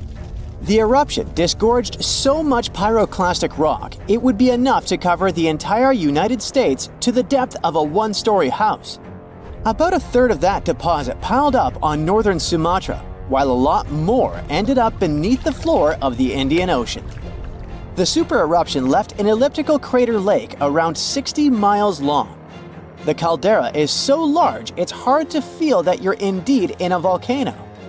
Pumice deposits from the eruption remain in the canyon walls and go deep below the ground. There aren't many arguments about the amount of pumice and ash involved in this disaster. At the same time, experts aren't sure how much sulfur ended up in the atmosphere. Even some sulfur layers in the polar ice could be potential candidates, but so far, scientists haven't found any connection between them and Toba. But let's get back to the dramatic impact the super eruption had on early humans. It turns out some not only survived but even thrived after this natural catastrophe, at least judging by the artifacts they made during and after the eruption. The disaster might not have posed a serious threat to those of our ancestors who took refuge along the coast. Genetic evidence hints that modern humans descend from a few thousand people that ventured out of Africa around 60,000 years ago. Why just a few thousand? According to some experts, the rest of our ancestors could have been devastated by the Toba eruption. After all, the supervolcano spewed out 1,000 cubic miles of dust and rock in a flash, leaving a scar in the ground that was dozens of miles wide. All that dust and sulfur Toba sent into the atmosphere potentially cooled the surface of our planet, which led to the appearance of glaciers and the lowering of Earth's sea levels. And since Toba might have had an important role in shaping humankind, scientists have been working hard trying to understand precisely how early humans reacted to this disaster. In 2011, several researchers found an enigmatic soil sample in South Africa's Pinnacle Point, an archaeological site overlooking the Indian Ocean. This sample contained some volcanic ash. After examining the layer, they found more than 400,000 artifacts left by early humans. Those ranged from heat-treated stone tools to signs of fire and animal bones. Based on this finding, the team suggested that early humans on the South African coast thrived after the eruption, living in that area for thousands of years and improving their tools.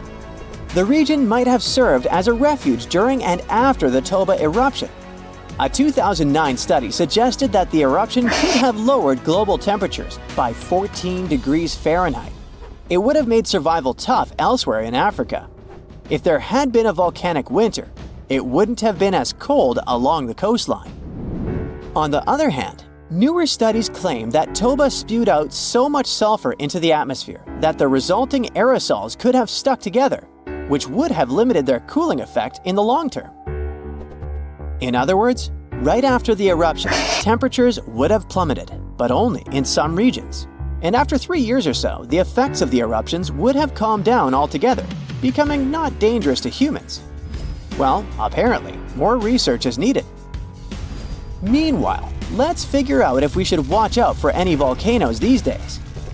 Last year, thousands of small earthquakes shook the ground near Iceland's Svartsengi geothermal power plant. Magma rose to the surface there, and now it has opened wide fractures slicing through the small town of Grindavik. The ground there is still swelling, and an eruption might happen with little notice. But of course, that's not all. Over the planet, 45 other volcanoes keep rumbling. For example, Italy's Vesuvius, that infamous thing that finished the city of Pompeii in 79 CE. Over the last 17,000 years, the volcano has experienced 8 explosive eruptions, followed by powerful pyroclastic flows, dense masses of super hot ash, lava fragments, and gases flowing at high speeds. The volcano's last eruption happened in 1944. Mount Rainier is one of the most dangerous volcanoes in the USA. Its high elevation, chemical composition, and proximity to Washington's Seattle and Tacoma suburbs, and the volcano's ability to produce massive pyroclastic flows make Mount Rainier a threat to consider.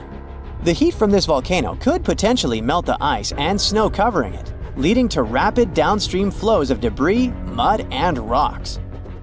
The Novarupta volcano in Alaska's Katmai National Park and Reserve formed in a 1912 eruption, which was the world's largest in the 20th century.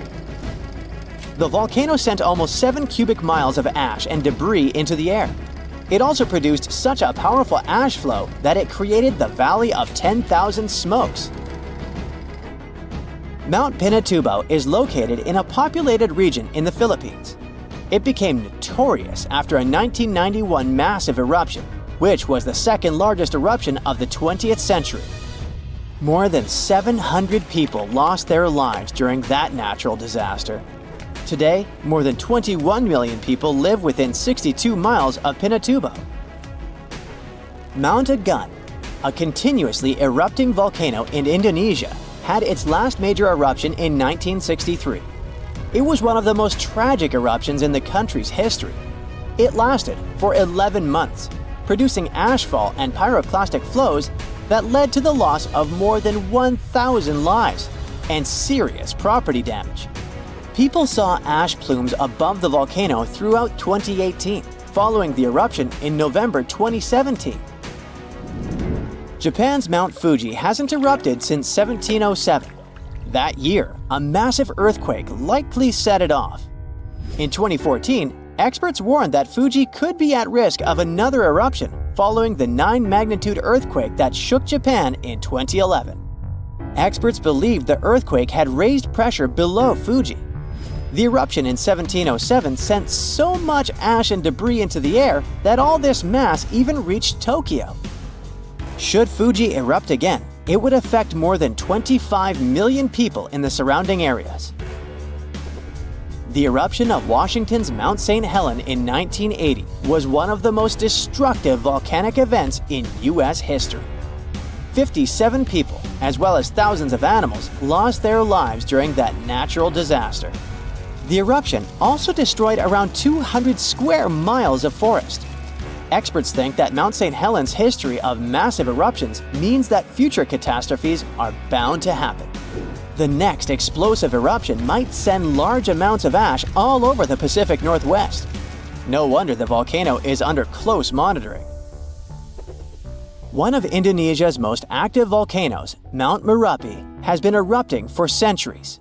NASA claims that the biggest risk of this volcano is pyroclastic flows, which can spread over vast areas and harm loads of people. For the last time, Merapi erupted in January 2024, sending plumes of smoke into the air. These days, more than 24 million people live in the area surrounding this volcano.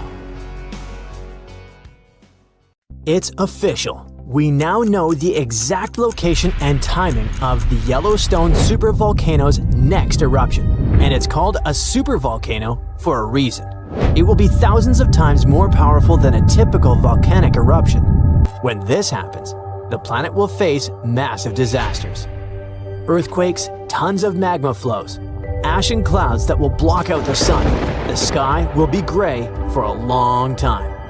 We will have a shortage of food because of the lack of sunlight. Planes won't be able to fly. Some species of animals and trees may disappear.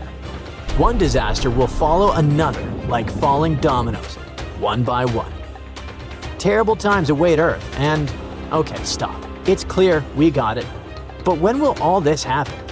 Don't worry, you won't be left without an answer.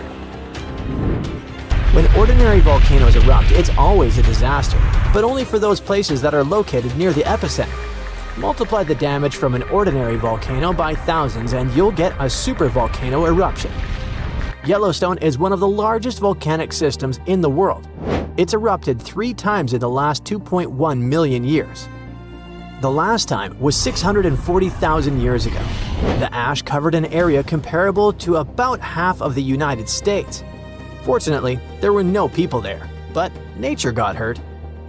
A similar eruption of a similar supervolcano occurred about 74,000 years ago. It was the Toba supervolcano in Indonesia that caused an apocalypse the human race barely managed to survive. According to some theories, only a few thousand people stayed alive at the time during the volcanic winter, but it's not confirmed.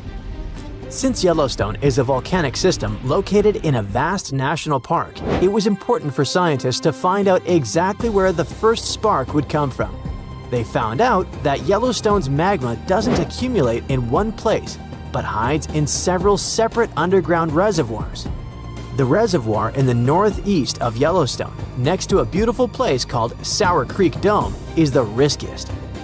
Here, the red-hot magma comes into contact with the hot rocks of the mantle, which are located deep in the ground. Their high temperature keeps the magma in a liquid state. Imagine that you put a pot of hot milk on the stove. Nothing cools down, but only gets hotter, so the milk may soon begin to rise and flow out of the pan. The same thing is happening with the magma under Sour Creek Dome. Magma doesn't cool down there, and at some point it may start to come out. It'll be like a broken pipe from which a fountain of boiling water gushes.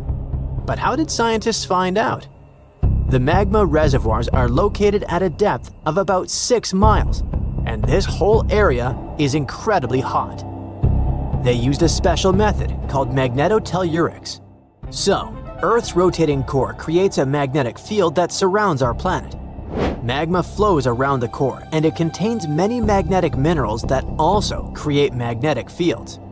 Scientists use special instruments that sense those fields emanating from the magma, like a metal detector senses lost jewelry on the beach.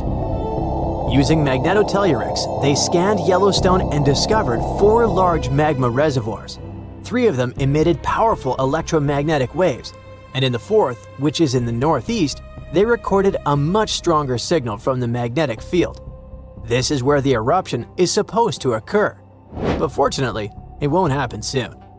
Perhaps in tens of thousands of years, perhaps in hundreds. Phew, you can relax. No volcanic apocalypse is coming soon. But how do scientists know when this magma will start to erupt? Magma doesn't have a timer, and the volcano doesn't wake up with an alarm clock. So, magma flows inside the pores of solid rock. It resembles a dishwashing sponge with lots of small holes through which water passes. Magma penetrates these pores and fills them. For magma to start erupting outward, it must fill at least 40% of these pores. About 20% of them are filled now. But these hot rocks continue to heat the magma and keep it liquid, so it can flow between the pores. At some point, it will connect with other pools of the liquid magma and become a large stream that will rise to the top. How can we prevent this from happening? It seems that the solution here is to cool the balsam rocks, but it's impossible to do so. They are several miles deep, they are incandescent, and there are too many of them. And in any case, trying to cool a part of the Earth's core sounds like a very bad idea.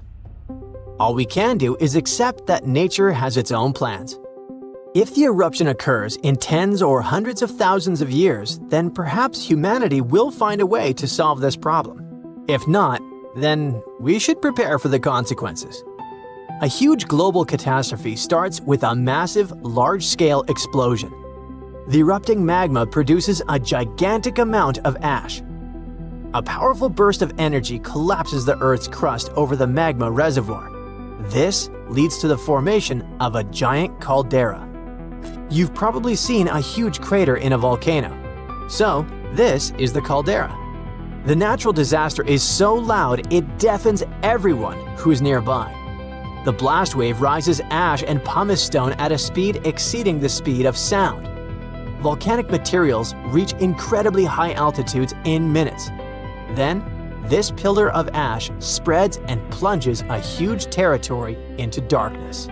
The incandescent particles in the lower part fall under their own weight and heat the air around them. It's almost impossible to breathe. The red-hot pieces of pumice stone and ash set fire to the surroundings. All this hot mass turns into pyroclastic flows that destroy and burn everything in their path. Forests, houses, roads, everything turns into coal. No planes can fly there. Tiny particles can penetrate engines. Besides, it's impossible to see through such a dark gray, hot cloud.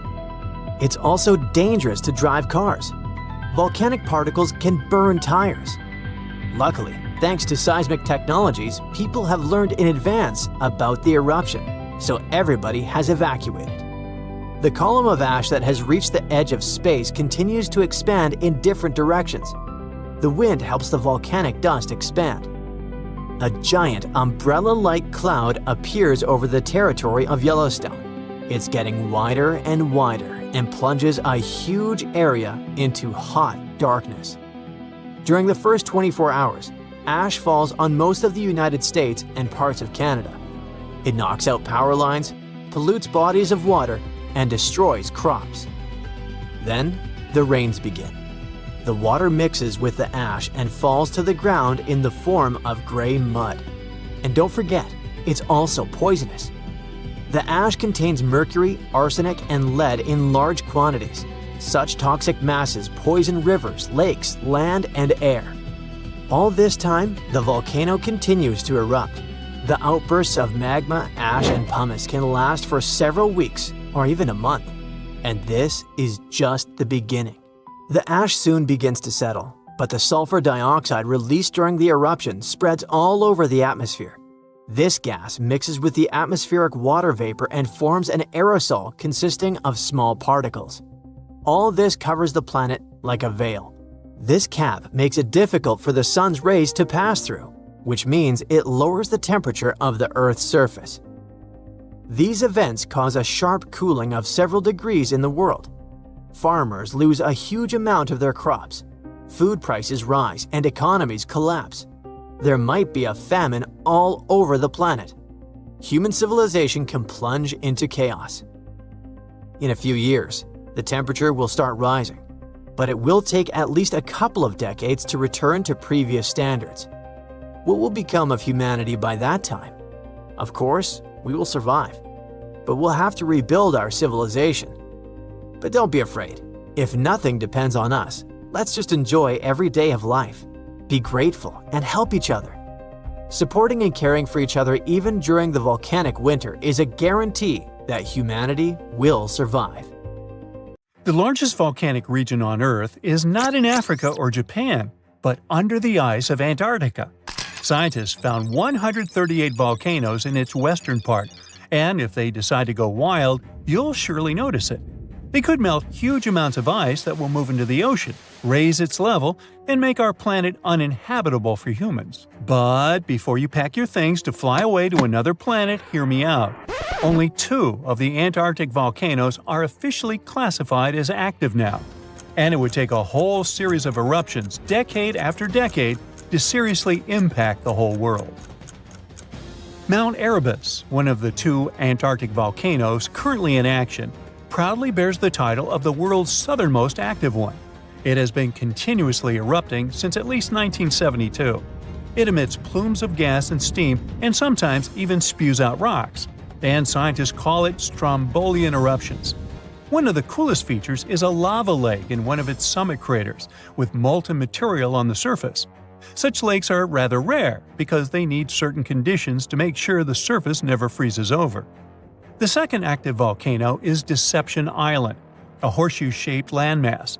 It is the caldera of an active volcano that last erupted over 50 years ago. Scientists who monitor it say it shouldn't go wild anytime soon. Antarctica also has plenty of fumaroles. Those are volcanic vents that release gases and vapors into the air. In the right conditions, they can spew out enough stuff to build fumarolic ice towers up to 10 feet tall. Scientists keep an eye on the Antarctic volcanoes with seismometers that detect when the Earth starts trembling from volcanic activity. Sometimes they also use more complicated tech, but it's all really challenging because of how far away this polar region is and how tricky it is to get there. That's why no one can predict when one of the continent's volcanoes that are now sleeping might erupt. We can guess what this waking up would look like if we analyze the events from nearly 20,000 years ago. So, shall we? One of Antarctica's sleeping volcanoes, Mount Takahe, had a series of eruptions and spewed out a good amount of halogens rich in ozone back then. Some scientists say these events warmed up the southern hemisphere. Glaciers started to melt and help finish the last ice age. For these events to repeat, we'd need a series of eruptions with substances rich in halogens from one or more volcanoes that are now above the ice. It's an unlikely scenario, but since it already happened in the past, it's not completely impossible. As for volcanoes hiding under a thick layer of ice, it looks like their gases would hardly make it to the atmosphere, but they would be strong enough to melt huge caverns in the base of the ice and produce a serious amount of meltwater. The West Antarctic ice sheet is wet and not frozen to its bed, so this meltwater would work as a lubricant and set the overlying ice into motion soon. The volume of water that even a large volcano would generate in this way is nothing compared to the volume of ice beneath it. So a single eruption wouldn't make a difference, but several volcanoes erupting close to or beneath any of the western Antarctica's big ice streams would. Those ice streams are rivers of ice that take most of the frozen water in Antarctica into the ocean. If they change their speed and bring unusual amounts of water into the ocean, its level will rise. As the ice would get thinner and thinner, there would be more and more new eruptions. Scientists call it a runaway effect. Something like that happened in Iceland. The number of volcanic eruptions went up when glaciers started to recede at the end of the last ice age. So it looks like, for massive changes, several powerful volcanoes above the ice with gases full of halogens need to get active within a few decades of each other and stay strong over many tens to hundreds of years. Antarctica stores around 80% of all the fresh water in the world, and if they melted all of it, global sea levels would rise by almost 200 feet. And then we'd have to look for a new planet to live on. But this again is an unlikely scenario. It's more likely that the eruptions under the ice will lubricate ice streams and seep water into the ocean, but it wouldn't be the end of the world. A super strong, super angry supervolcano could do it though, and it has already happened in the past. Over 200 million years ago, the world went through a major makeover with not one, not two, but 4 massive volcanic eruptions in huge pulses. The supervolcano called Camp had been erupting over and over for 600,000 years. It all happened in Wrangell, a large chunk of land that used to be a supermassive volcano stretching across what's now British Columbia and Alaska. And it wasn't the lava or the volcanic ash that ruined the environment. The eruption made carbon levels skyrocket. The planet would never be the same again. This volcanic activity might have helped dinosaurs grow from cat-sized critters into giants we saw in Jurassic Park. It kicked off a 2-million-year rainy season. It made the whole world hot and humid, and the dinos just loved it. Researchers dug deep into sediment layers beneath an ancient lake in Asia to uncover these secrets. They found traces of volcanic ash and mercury, clear signs of those epic eruptions. There were carbon signatures showing huge spikes in carbon dioxide levels. It made the atmosphere toasty, and the rain poured down. So the bad news is, another eruption like this could happen. The supervolcano beneath Yellowstone National Park has been sleeping for nearly 70,000 years. But if it wakes up, it would be many times more catastrophic than the eruption of Mount St. Helens in 1980. It's considered the most disastrous volcanic eruption in U.S. history.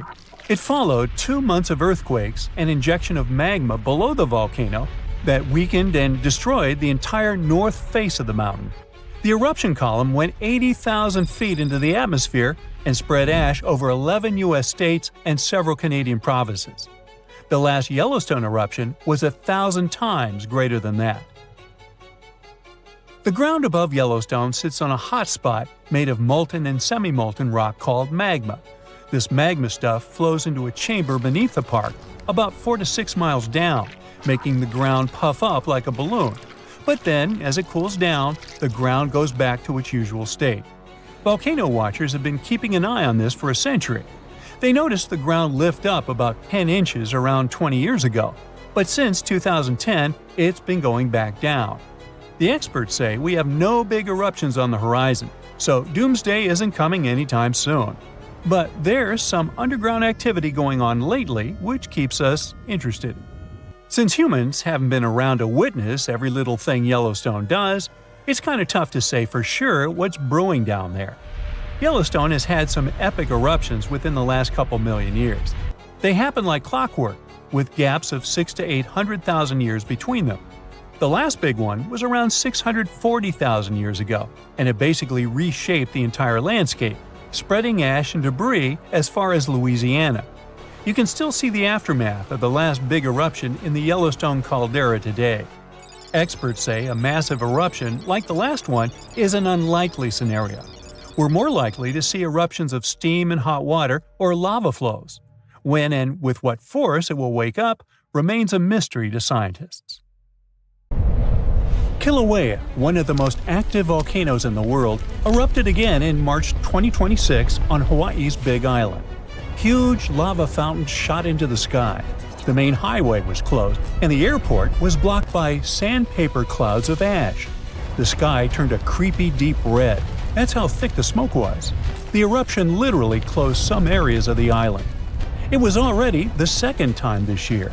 The eruption happened right inside the Halemu'umu'u crater at the volcano summit. Things got dangerous fast, and visitors had to evacuate the volcano summit. The lava fountain shot straight up about 1,300 feet. That's almost as tall as the Empire State Building or higher than the Eiffel Tower. But let's watch the eruption unfold step by step. It started on March 10, 2026, and lasted about 9 hours, ending suddenly at 6:21 p.m. The eruption started in the morning at 9:17, with lava shooting up from the north vent. As for the south vent, it started erupting just before 10 a.m.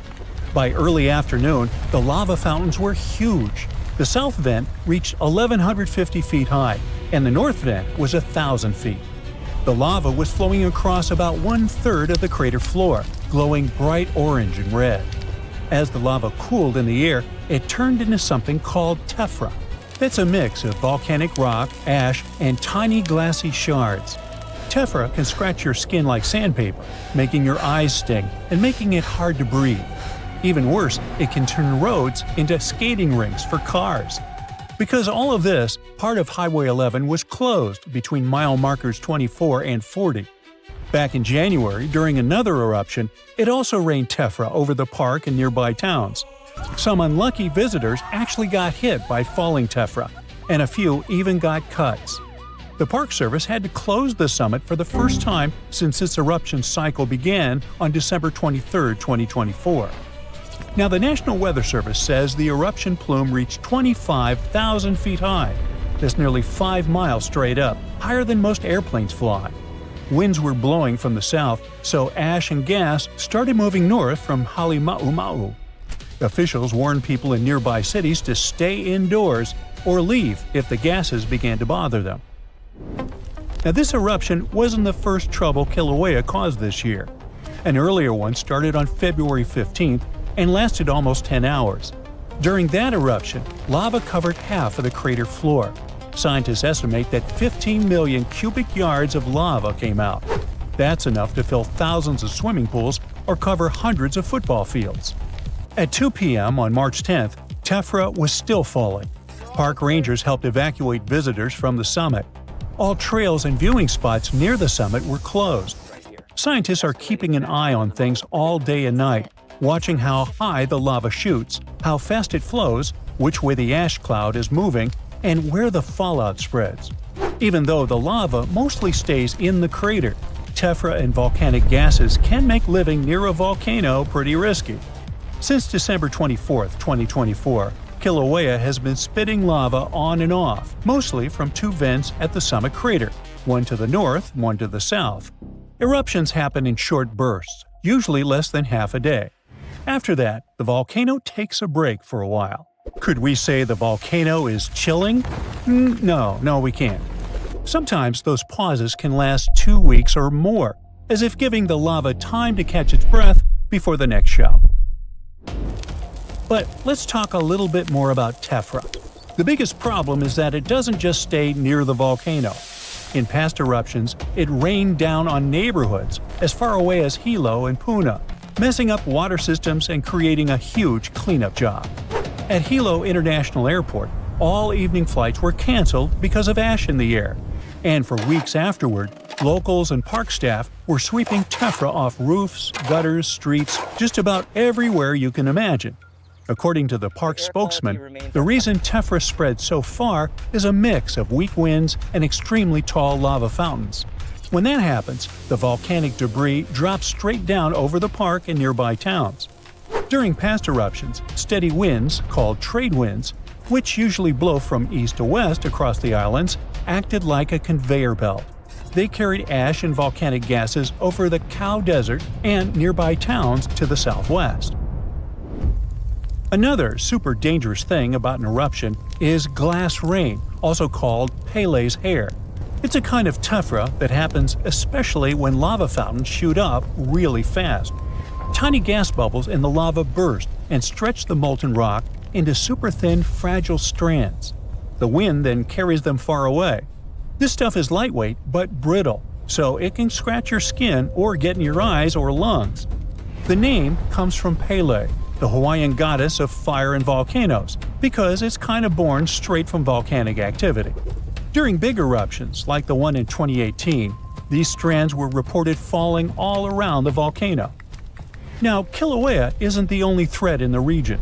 The sleeping giant next door, Mauna Loa, got an update from scientists on March 5, 2016.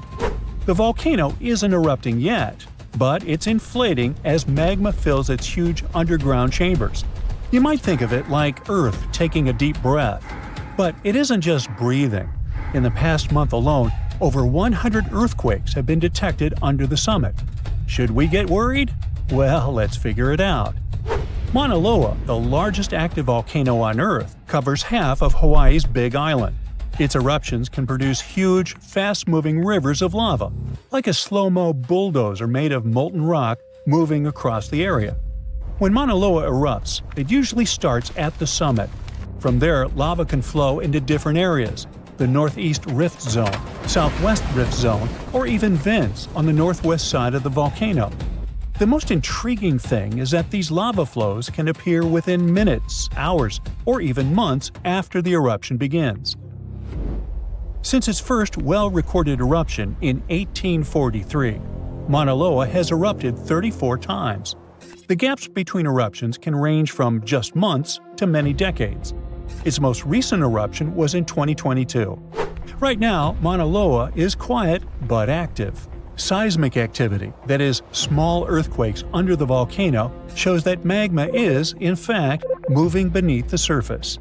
In February 2026, scientists detected 116 earthquakes beneath the summit, mostly gathered under the caldera era called Makuaweo Veo.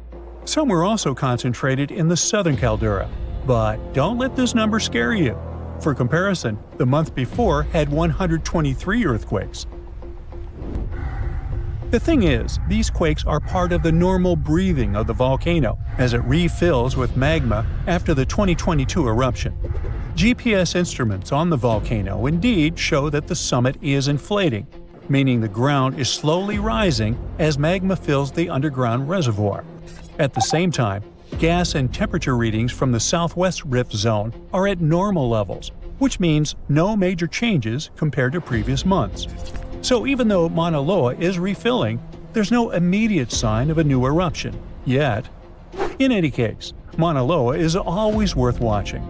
It's a sleeping giant that can wake at any time, and scientists are keeping a close eye on every inch of rising ground. Because if Mauna Loa erupts, it can cause a ton of different problems. Massive rivers of lava can flow quickly and cover land in their path. The volcano itself can also make the ground shake, because as magma fills it, the sides of the mountain can shift up or sideways, triggering earthquakes. On top of that, Mauna Loa can release volcanic gases that mix with the air and create fog, a kind of smog that can be irritating or even make it hard to breathe for people living downwind. Sometimes, the volcano might even produce small explosions, sending ash into the sky, which can be dangerous for airplanes flying nearby. The last time this volcano erupted was about 500 years ago, but recently, small tremors have grown really frequent, to such an extent that scientists have been recording more than 1,000 a month. I'm talking about the Campi Flegrei supervolcano in Italy. At one point, just a few weeks ago, the area was rattled by a 4.4 magnitude earthquake with 150 tremors in just one night. It was the strongest earthquake in over 40 years. A lot of locals spent the night in their cars, but in the morning, the shakes were followed by another earthquake, a bit weaker with a magnitude of 3.6. So, is Italy in danger? Well, the quake itself wasn't big enough to cause serious damage, but it evoked a lot of panic. At the moment, local authorities are working on grandiose emergency plans. If worse comes to worse, they'll have to evacuate hundreds of thousands of people. One of the reasons is the proximity of this area to Naples with more than 3 million inhabitants. At the moment, they're even considering an option of paying people to leave their homes. Right now, schools remain closed in the Campi Flegrei area. The authorities are allocating more than 500 million euros to ensure the safety of buildings and constructions in the area. A yellow alert is still in place in the region where 80,000 people live. There's the so-called red zone, which is the most dangerous area. There are 1,250 houses in this red zone, and all of them will be at high seismic risk if an eruption begins. Plus, more than twice as many will be at medium risk. Italy is a country prone to seismic activity, and Pozzuoli is a densely populated area that is located on one of the most dangerous supervolcanoes in Europe. Campi Flegrei has 24 hidden underground craters and dwarfs the better-known Vesuvius. Yes, the very volcano that wiped the ancient Roman city of Pompeii off the face of the earth in 79 CE. This city thrived near the base of Mount Vesuvius at the Bay of Naples. In the time of the early Roman Empire, 20,000 people lived in Pompeii. They were merchants, manufacturers, farmers, and others. The soil in the region was rich and fertile, so there were lots of orchards and vineyards. Strangely, no one knew that this black earth was the legacy of an earlier eruption of Mount Vesuvius. The area was a favorite summer destination for rich Romans. Sadly, at noon on August 24, 79 CE, all this prosperity came to an end. The peak of Mount Vesuvius exploded, sending a 10-mile-high mushroom cloud of ash and pumice into the stratosphere. For the next 12 hours, the eruption was wreaking havoc on the city. Volcanic ash and a hail of pumice stones, some of which were 3 inches in diameter, showered Pompeii. It forced the city's occupants to flee in terror. Around 2,000 people holed up in stone structures and cellars, paralyzed by fear. They hoped to wait out the eruption. Who knows? Maybe if they had decided to leave the city immediately after the beginning of the eruption, they would have had some chances to survive. A westerly wind protected the city from the first stages of the eruption. But soon, a giant cloud of hot ash and gas rushed down the western slope of Vesuvius. It engulfed the city, burning everything in its way. This disastrous cloud was followed by a flood of volcanic mud and rock, which completely buried the city. As if the volcano was making sure no one would survive, a cloud of toxic gas poured onto the city, finishing the lives of a few survivors on August 25th. A flow of rock and ash followed. It collapsed roofs and walls and turned the city into a giant cemetery. When a supervolcano erupts, the consequences are usually catastrophic. Supervolcanoes have at least once had an eruption with a volcanic explosivity index of 8, which is the largest recorded number on the index. Supervolcanoes are often extremely large, with no cone at all. That's because they're typically the remains of gigantic magma chambers that once flared up, leaving behind a caldera. They're usually located over hotspots and appear when huge volumes of magma are trying to escape from deep underground. Eventually, they burst through Earth's surface. Sometimes, all this magma gets stuck, unable to break through the planet's crust. And then, massive pools of pressurized magma gather at a depth of several miles. The pressure keeps growing because more and more magma is trying to get to the surface. At one point, a super eruption goes off. The most recent super eruption happened in New Zealand. Well, when I say recent, I meant around 26,500 years ago. That's when a supervolcano beneath the surface of Lake Taupo spewed into the air more than 300 cubic miles of ash and pumice. Imagine 500,000 Great Pyramids of Giza flying up into the air at the same time. That's how incredibly powerful that eruption was. But the most exciting and confusing thing about the eruption was that the Taupo volcano didn't simply go off like many others. At first, everything was going as usual. Tons and tons of pressurized magma had built up under the surface, and the pressure was getting higher and higher. But after the rock cracked and the first portion of lava rushed out of the crater, something went wrong, and the supervolcano took a break. Only several months later, the disastrous eruption shook the ground. Thousands of tons of lava, rocks, and ash flew high into the atmosphere. The unusual pattern of Taupo still confuses scientists. The Indonesian eruption at Toba caldera 75,000 years ago was the largest eruption in the last 2 million years. Experts estimate that the eruption could have released hundreds of thousands of tons of sulfuric acid, which might have even caused a several-degree cooling of the planet's surface. But nowadays, the impact is hard to detect because of glaciers that covered the ground afterward.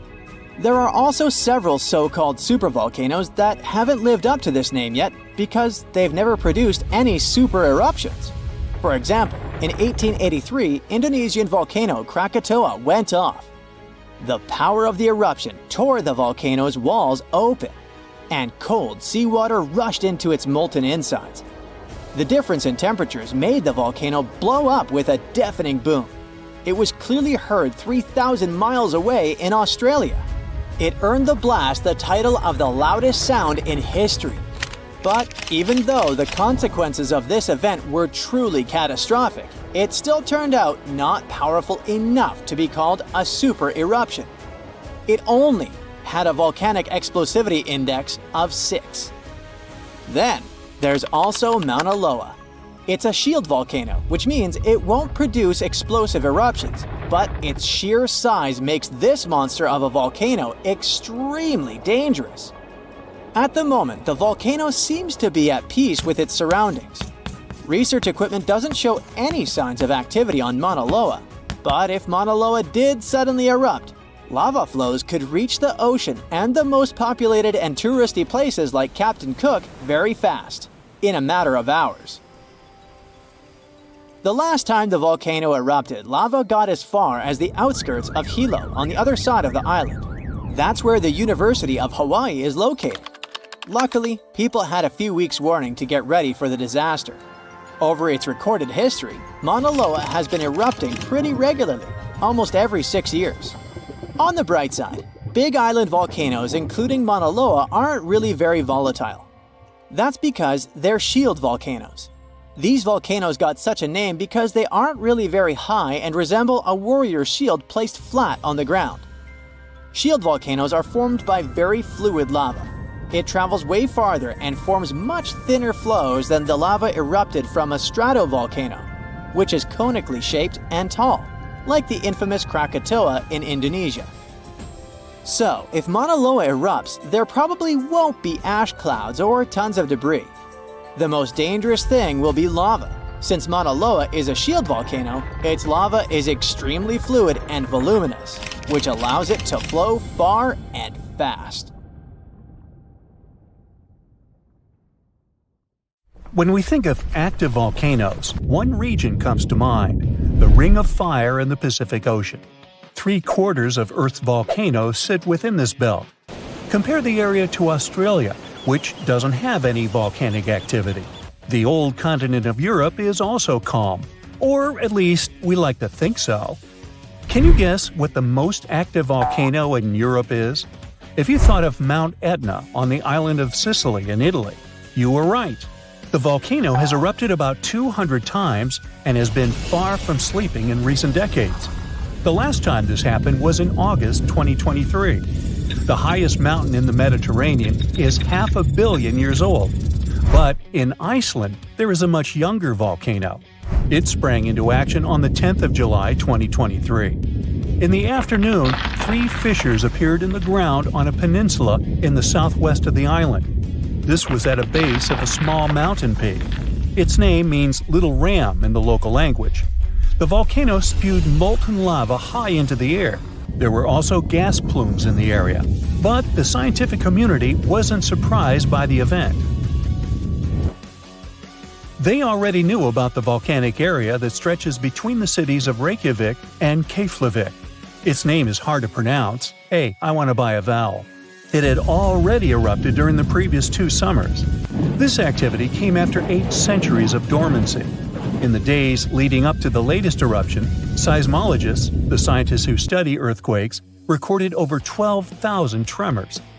When the ground opened up in July, the fissures were over 1.5 miles long. The following morning, 2 of them closed. All the lava was now coming out of the last fissure. It grew into an elongated cone, the simplest shape of volcano we are all familiar with. The lava soon filled a large crater. It grew almost 100 feet tall during the first week, and it is still growing. On the night when the eruption started, lava spread out in all directions. Its cinders set ablaze the dry moss in the vicinity. Local authorities closed off the surrounding area. There were toxic gases from the volcanoes and smoke from the burning moss. Firefighters flocked to the area. After a week, they proclaimed the area safe. Visitors soon came to witness the birth of Europe's youngest volcano. This form of tourism is quite developed in Iceland. People come from all over the world to watch active volcanoes. The land of fire and ice is home to more than 130 volcanoes. Some 30 of them are active.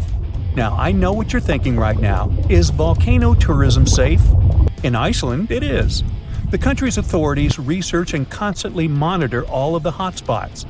The island is dotted with several dozen seismic stations. These help researchers accurately predict future eruptions, and emergency services are accustomed to these sorts of events. They can quickly cordon off danger zones. This is what happened in 2010. A volcano in the south of the island, the name of which everyone struggled to pronounce, erupted. It spewed out a plume of steam and ash that was 7 miles high. This wasn't a fun time to be an air traveler. Winds carried the enormous plume southeast toward northern Europe.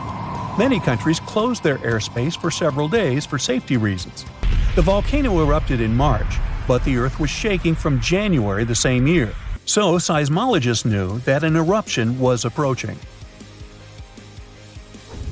When it comes to the continent's youngest volcano, the tourist infrastructure is already there. Visitors can leave their cars at a designated parking lot. Then they go on a 5-hour-long trek.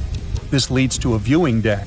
Tourists are so close to the epicenter that they can feel the heat haze from the crater. The sight is the most impressive at nighttime. Safety is never a concern.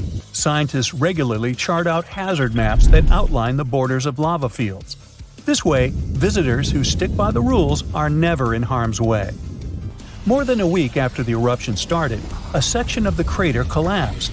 Lava flowed downhill west of the volcano. This majestic smoldering hot river is slow-moving lava. Scientists categorize it as an AA type. The term is Hawaiian. It describes basaltic lava that has a rough and brittle surface.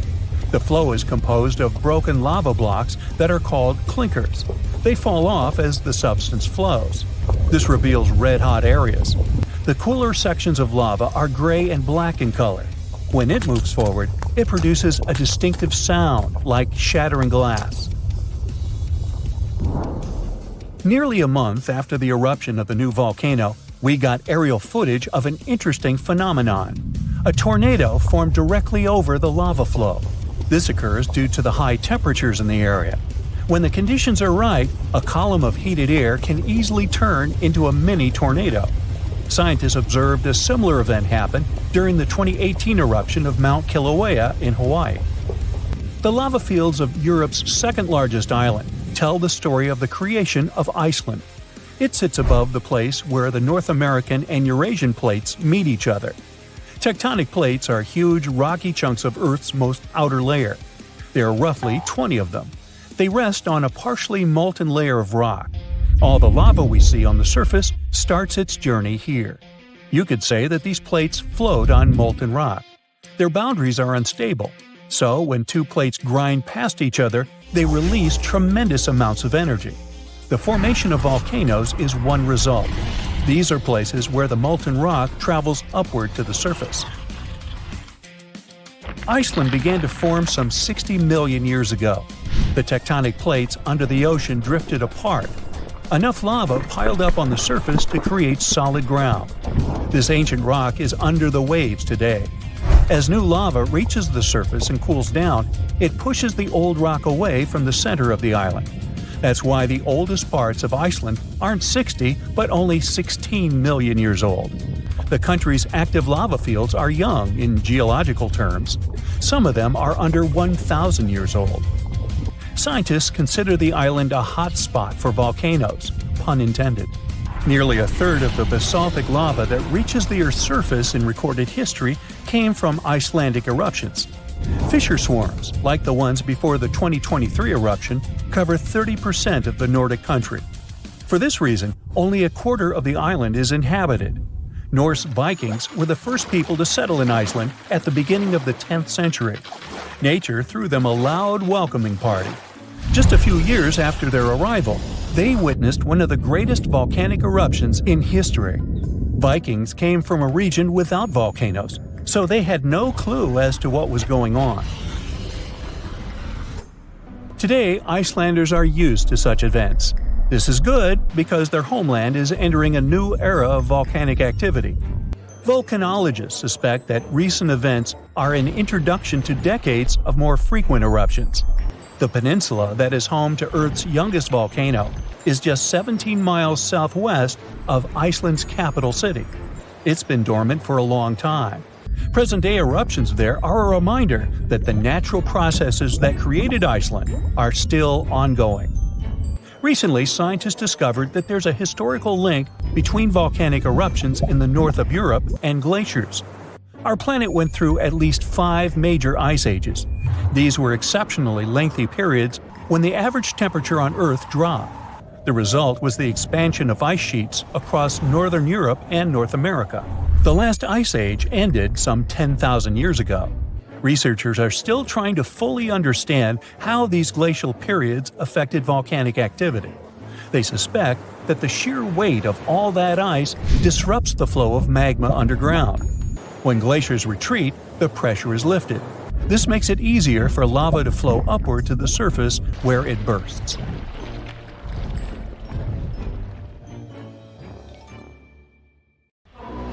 Yellowstone's alert level is currently green, but don't get too comfortable.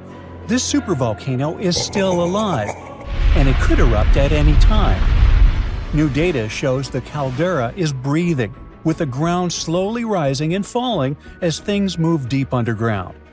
If Yellowstone actually blew today, it would be a huge disaster. A 10-foot layer of ash would bury everything as far as 1,000 miles away, and over 90,000 people would lose their lives almost instantly. Now, the problem is there's some strange activity going on there lately, like the rare Aquinas geyser erupting all of a sudden. This is the biggest acidic geyser in the world that measures about 60 feet across. Think of it as a hot spring that shoots up acid. It's also scorching hot, with temperatures that can get over 200 degrees Fahrenheit. The Aquinas geyser was really active back in the 70s, and it used to erupt every 40 to 80 minutes. But it stayed quiet for the last 6 years until it erupted again in February 2026. The water shot 30 feet high and the eruption lasted about 3 minutes. It was quite a show, but people were worried. I mean, is this a sign the volcano is finally waking up? Well, probably not. Geysers turn on and off all the time. That's just typical Yellowstone behavior. But Aquinas isn't the only hot spring out there that's been acting a little weird lately. So, Yellowstone was the first national park in America, and it sits right on top of an active supervolcano. That's why there are over 500 active geysers over there. Basically, they're hot springs that get heated up underground and shoot water and steam into the air every so often. These geysers are shaped like a long tube or a hole that goes deep into the ground and fills up with water. Since the water at the very bottom is so close to the magma, or molten rock, it starts to boil. That pressure forces the water up and out in an eruption. Then the water slowly drains back down and the process starts all over again. Having all these geysers around means the park is basically covered in steam, so it has this really mysterious, misty feel to it. And now it just got even cooler. The ground is literally moving. Lately, everyone's been focused right here, on the Norris Geyser Basin. This spot is home to the Steamboat Geyser, the tallest active geyser in the world. And since 2025, scientists have noted something weird here. The land, which used to be flat, now has a bulge in it. Yep, the ground has pushed up by about an inch along the northern rim of the Yellowstone caldera. But we don't have to worry about Yellowstone finally erupting and destroying the planet. I mean, the situation is pretty scary, sure, but it's not a direct sign that an eruption is on the way. To be fair, this is not even a new phenomenon. Between 1996 and 2004, the land did the exact same thing. The area just south of the Norris Geyser Basin rose by almost 5 inches. This happened because a huge pool of magma, about 9 miles deep, was pushing up from underground. It felt like Yellowstone was ready to erupt at any time. Everyone was terrified, thinking it was the end of the world. But nothing happened.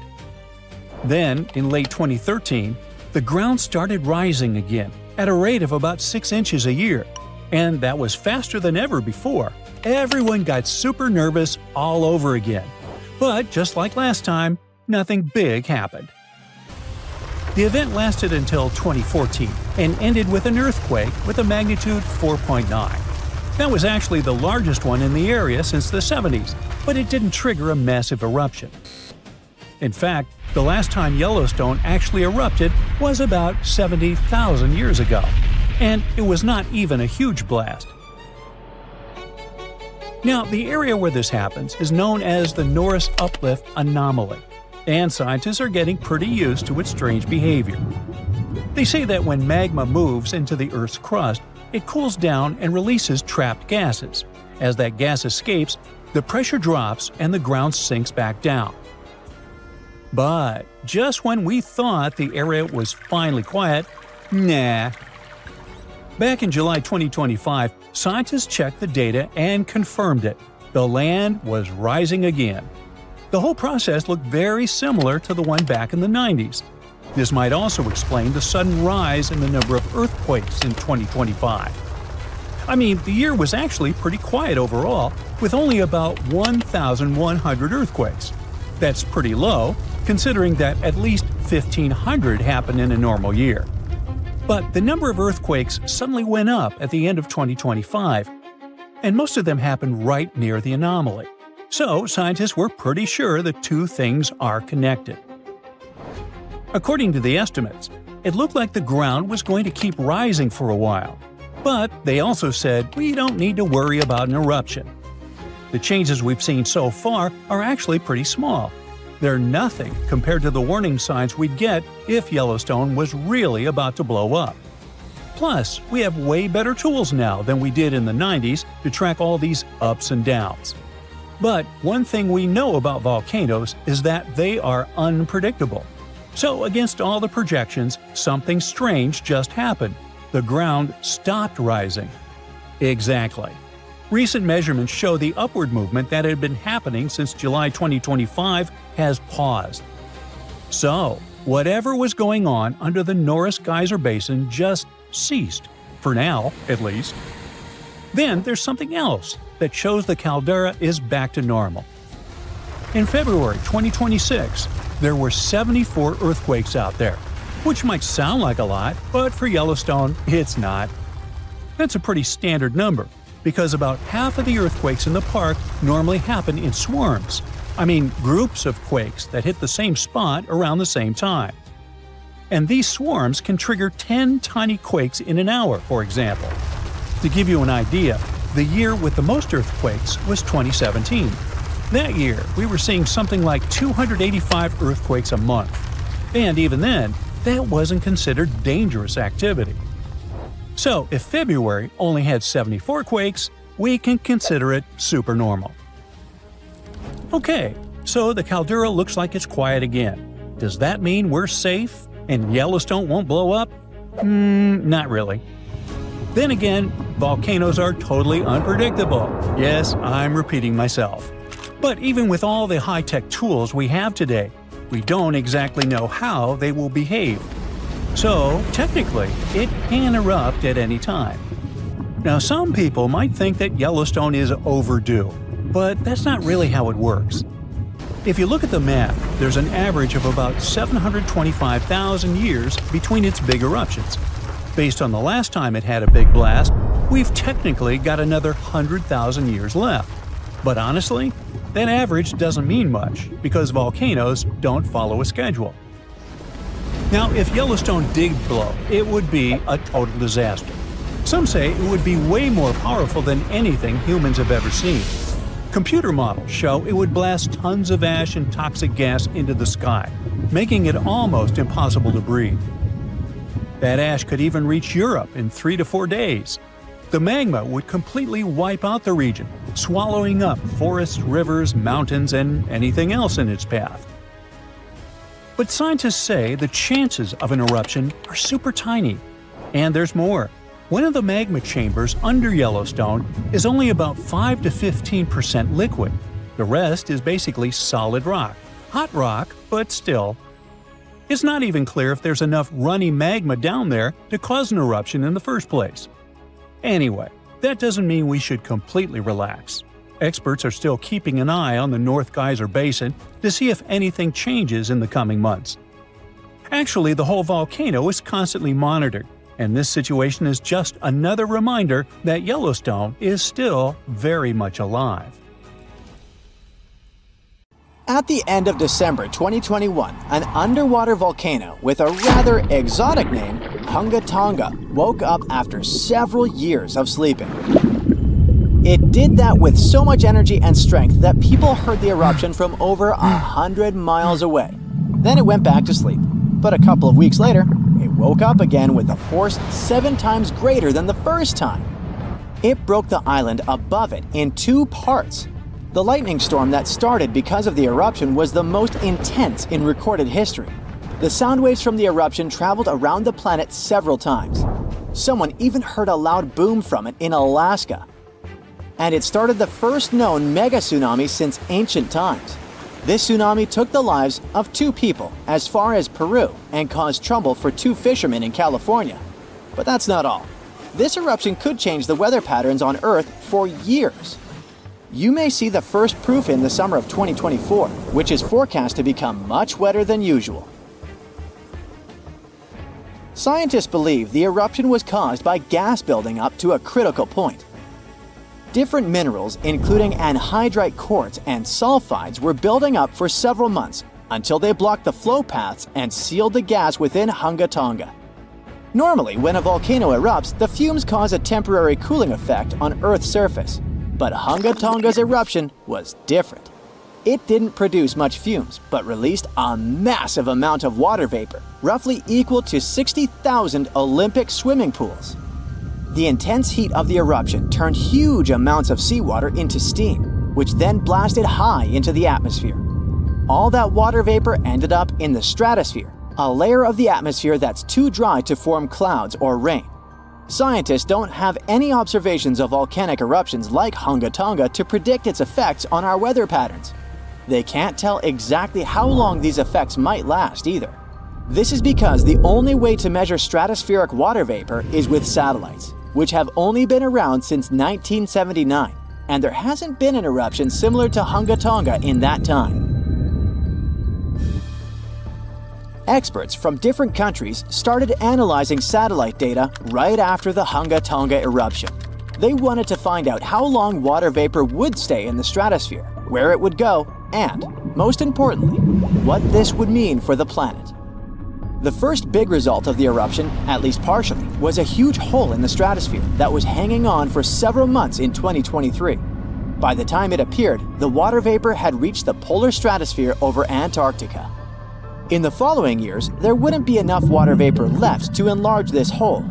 It looks like Hunga Tonga will have just a minimal effect on global average temperatures. But there are some surprising, lasting regional impacts.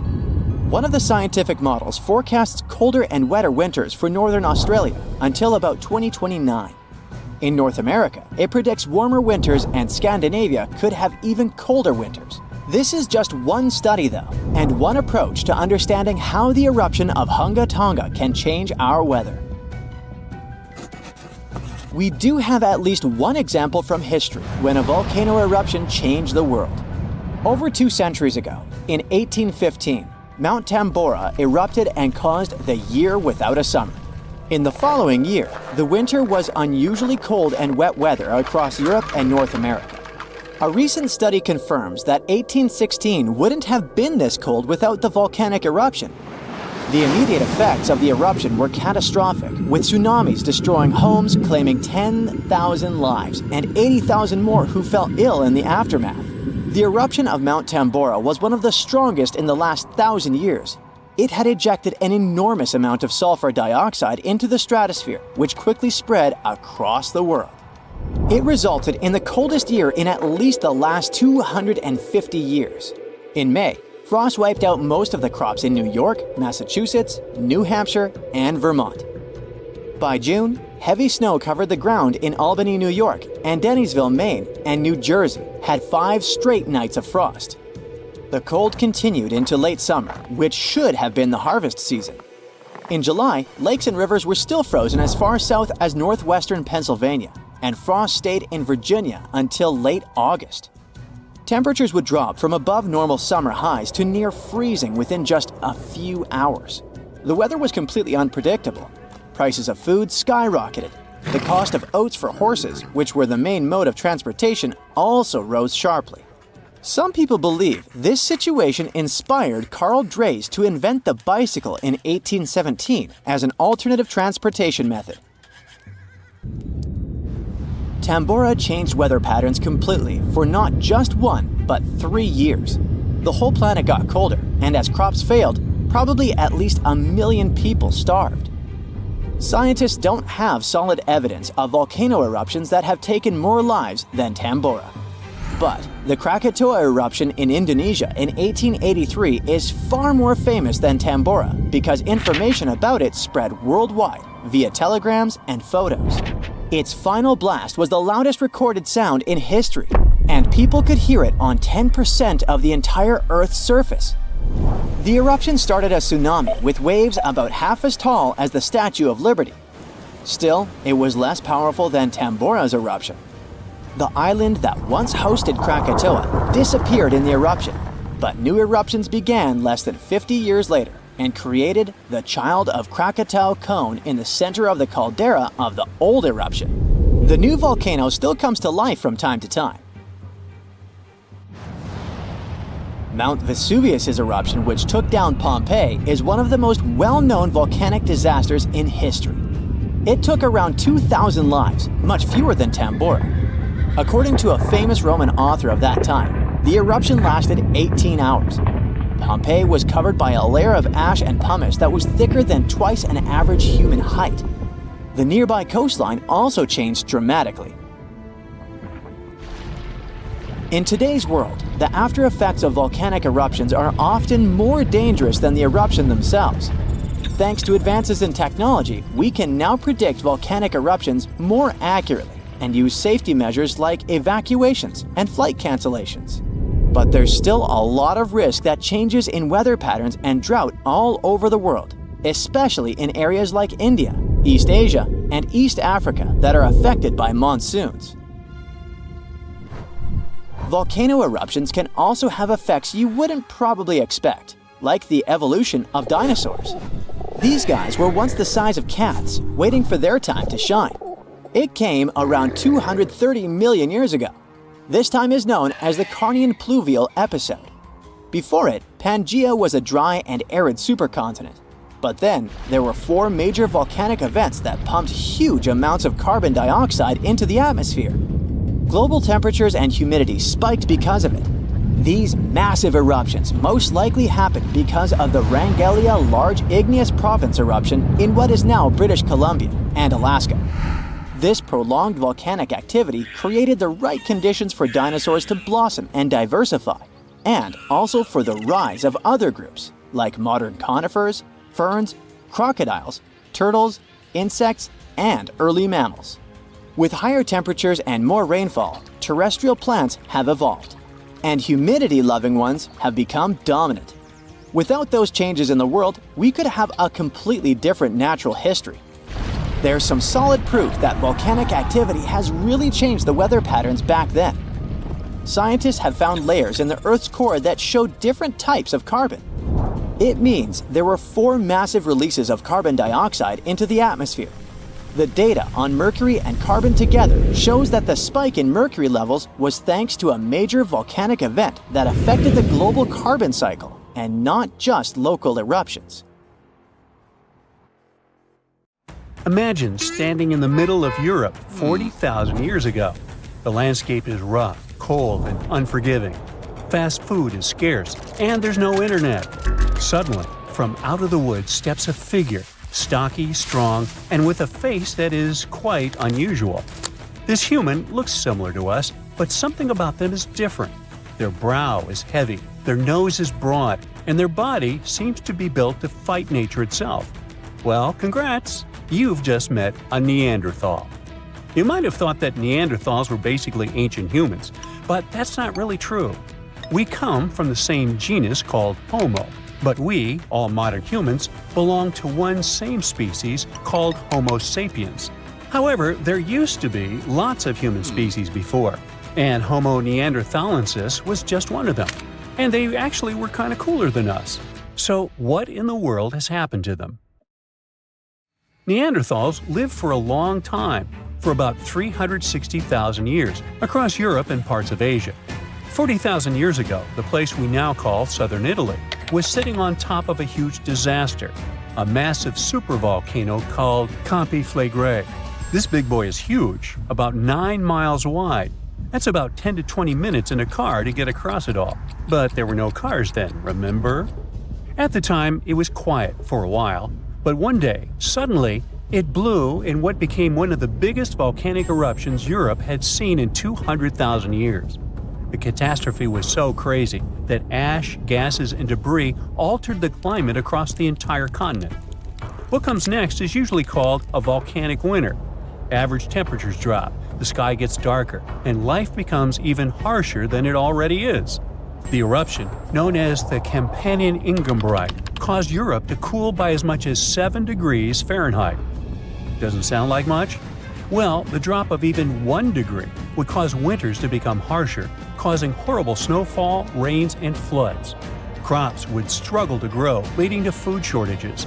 The weather would go wild, too, with storms and droughts. Hey, kind of like now. Except multiply this by 7. Events like these caused some huge chaos in modern times. You can imagine what it did to the Neanderthals. But in reality, a simple volcanic eruption shouldn't destroy an entire species, right? Well, yes. The truth is, the Neanderthals were already hanging by a thread back then, and all because of us. They've been in a tough spot for a while. They lived in places that are now parts of Europe, Western Asia, and the Middle East. Modern humans, us Homo sapiens, entered Europe and were giving them some serious competition for food and shelter. Homo sapiens were sneaky dudes, better at finding food, easily adapting to different environments, and using more advanced tools. We were pushing Neanderthals out, trying to get the same resources. We literally made their extinction a slow and very unpleasant process. So, while the volcano definitely made things worse, it wasn't their only problem, and they didn't completely disappear after the eruption. Some of them hung on in isolated places, like Gibraltar, for another 12,000 years. That's because it's likely most of the severe cooling actually happened farther east, away from where the Neanderthals were trying to survive, and it didn't hit their homes as hard as we thought. In fact, the eruption may have even helped them, at least for a while. Some scientists say that the volcanic fallout might have slowed down modern humans' expansion into Neanderthal territory and gave the poor fellas a little more time to survive. So, the Campiflagre eruption was a nasty event, but it only delayed the inevitable. Campiflagre is a wild card. It's also known as the Fields of Fire. The air itself there is thick with legend.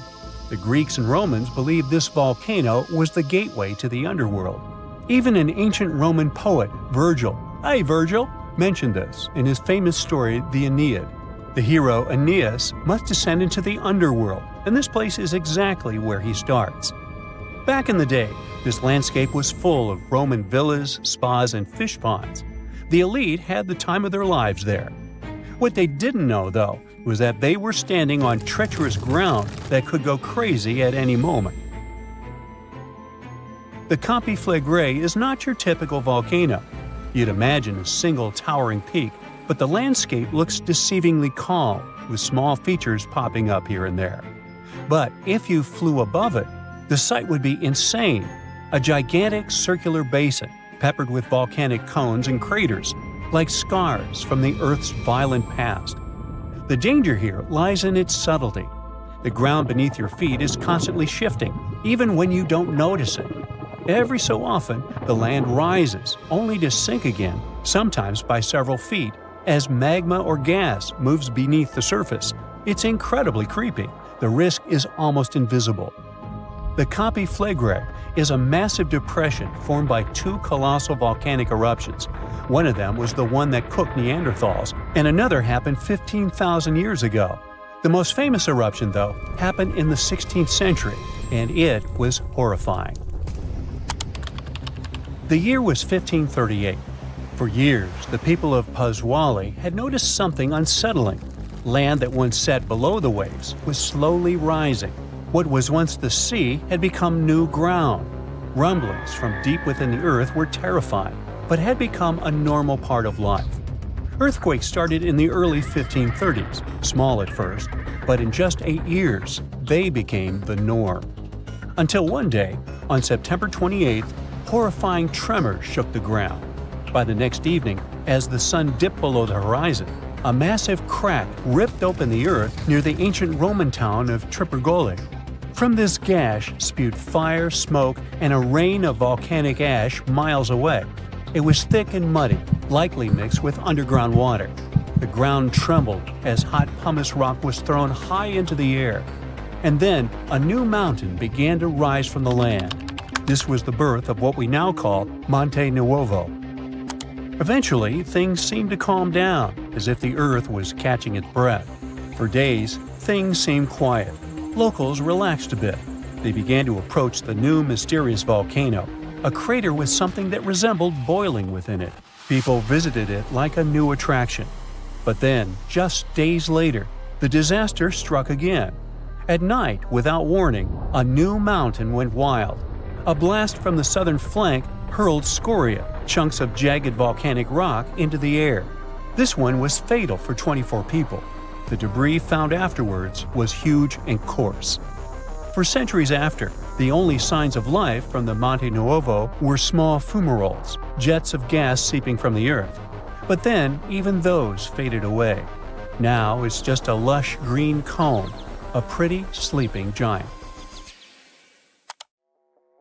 But the ground near Naples, Italy, is still alive. The Campi Flegrei sits quietly for now, but it might not be for long. It's showing signs it might be waking up again. This supervolcano looks like a hellish landscape, with its boiling mud pits, geysers, and steam vents. Romans and medieval Christians once believed it was a gateway to the underworld, and who can blame them? What's spooky is that recently scientists detected unusual activity under the surface. In 2012, Italian authorities raised the alert level on the volcano from green to yellow, meaning that it needs close monitoring. There are certain changes that usually happen before an eruption. The magma below starts releasing gases, which could weaken the rock above, eventually triggering a disaster. Unfortunately, no one can predict exactly when or if it will erupt. But if it does, the consequences could range from a minor inconvenience for locals to a global catastrophe. Its last tiny eruption happened in the 16th century, and it wasn't too bad. But if history repeats itself, like it was with Neanderthals, we're all cooked. An eruption like that could lead to global cooling, crop failures, and widespread famine. Right now, a group of scientists is trying to get a clearer picture of what's happening beneath the surface. The Campi Flegrei Deep Drilling Project is working to drill a 10,000-foot borehole, hoping to check out the magma chamber up close. But at least for now, the supervolcano remains quiet, and let's hope it stays that way. Drilling straight into molten rock sounds like the kind of plan a mad scientist would come up with. And maybe they are. Anyway, researchers in Iceland are preparing to drill almost 7,000 feet into a volcano and reach the edge of a hidden magma chamber. The plan is to turn that borehole into the first underground volcano observatory. The idea is that if we want to actually predict an eruption, we have to study that buried furnace directly. Now, when we think of a volcano, we imagine the cone, the crater, and the lava at the top. But that is just the parts that gets in the news and makes animals run away. The main danger is buried miles underground in the magma chamber. These chambers are not hollow caves filled with liquid fire. They actually resemble soggy sponges made of solid crystals. Molten material slowly drips upward through this burning crystal mush. That slow underground movement is part of what builds pressure before an eruption. Sometimes that pressure escapes quietly. Sometimes it tears the crust open.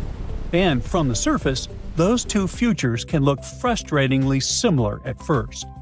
Right now, scientists still can't see through miles of rock, like with an X-ray, and watch what's happening deep inside a volcano. Instead, they have to read the warning signs from the surface. They watch for tremors, check whether the ground is swollen, and look for gas leaks. They note changes in heat and underground water.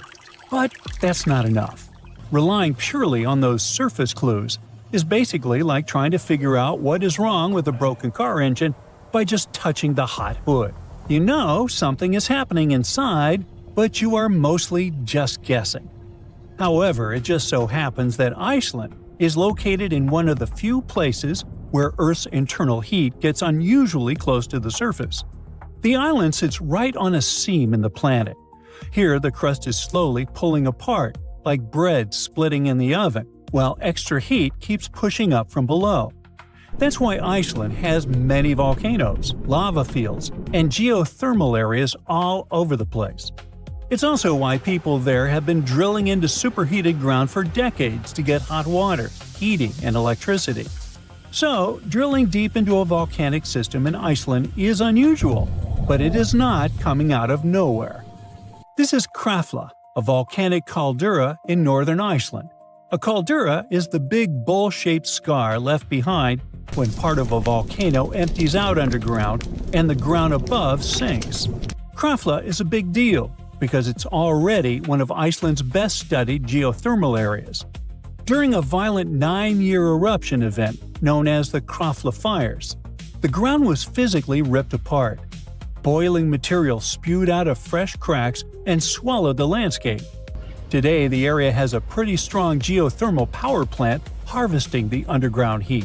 Engineers have been plunging drills into this baking earth for decades to spin power turbines.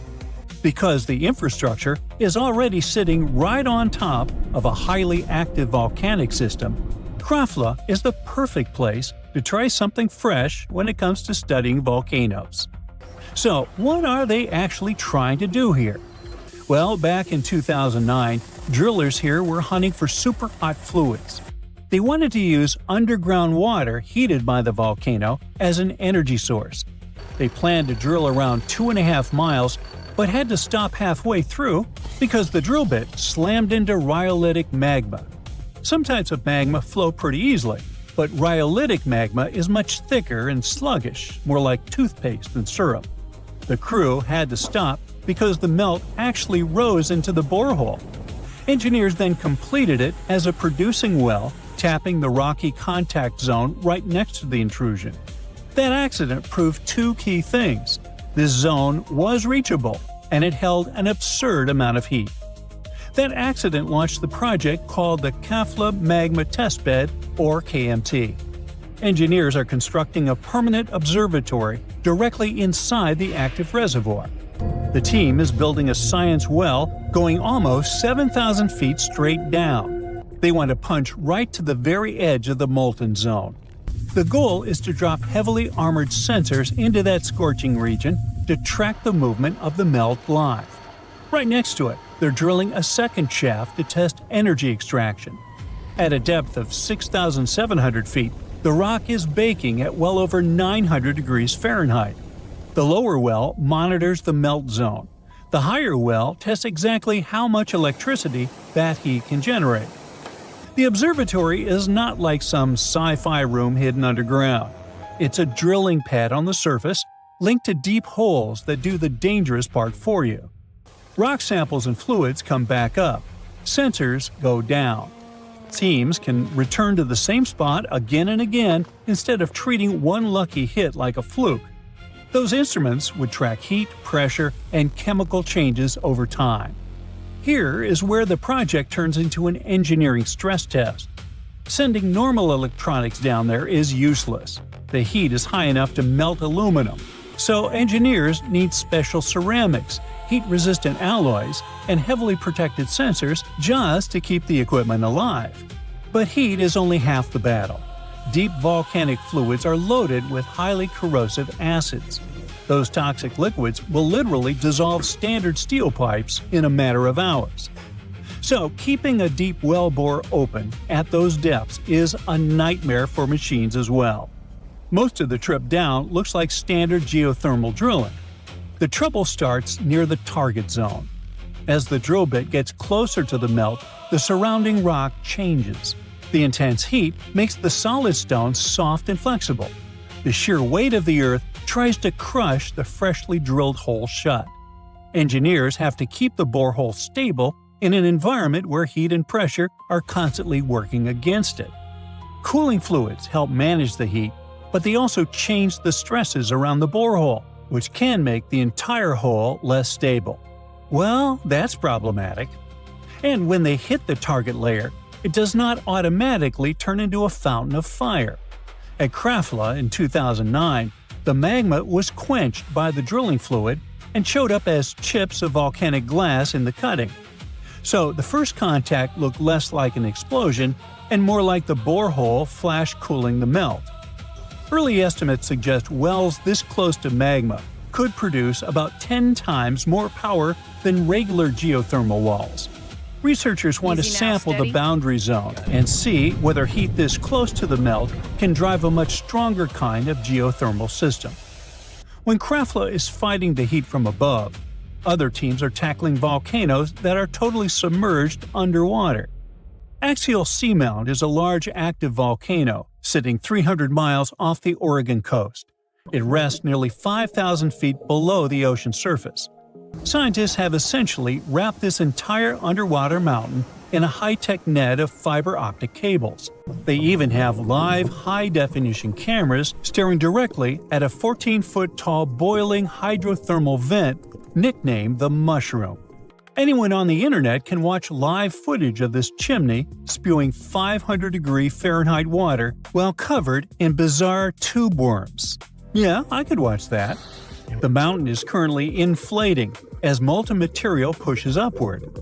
The entire seafloor network is rigged to broadcast the next major eruption, the exact second the crust finally rips open.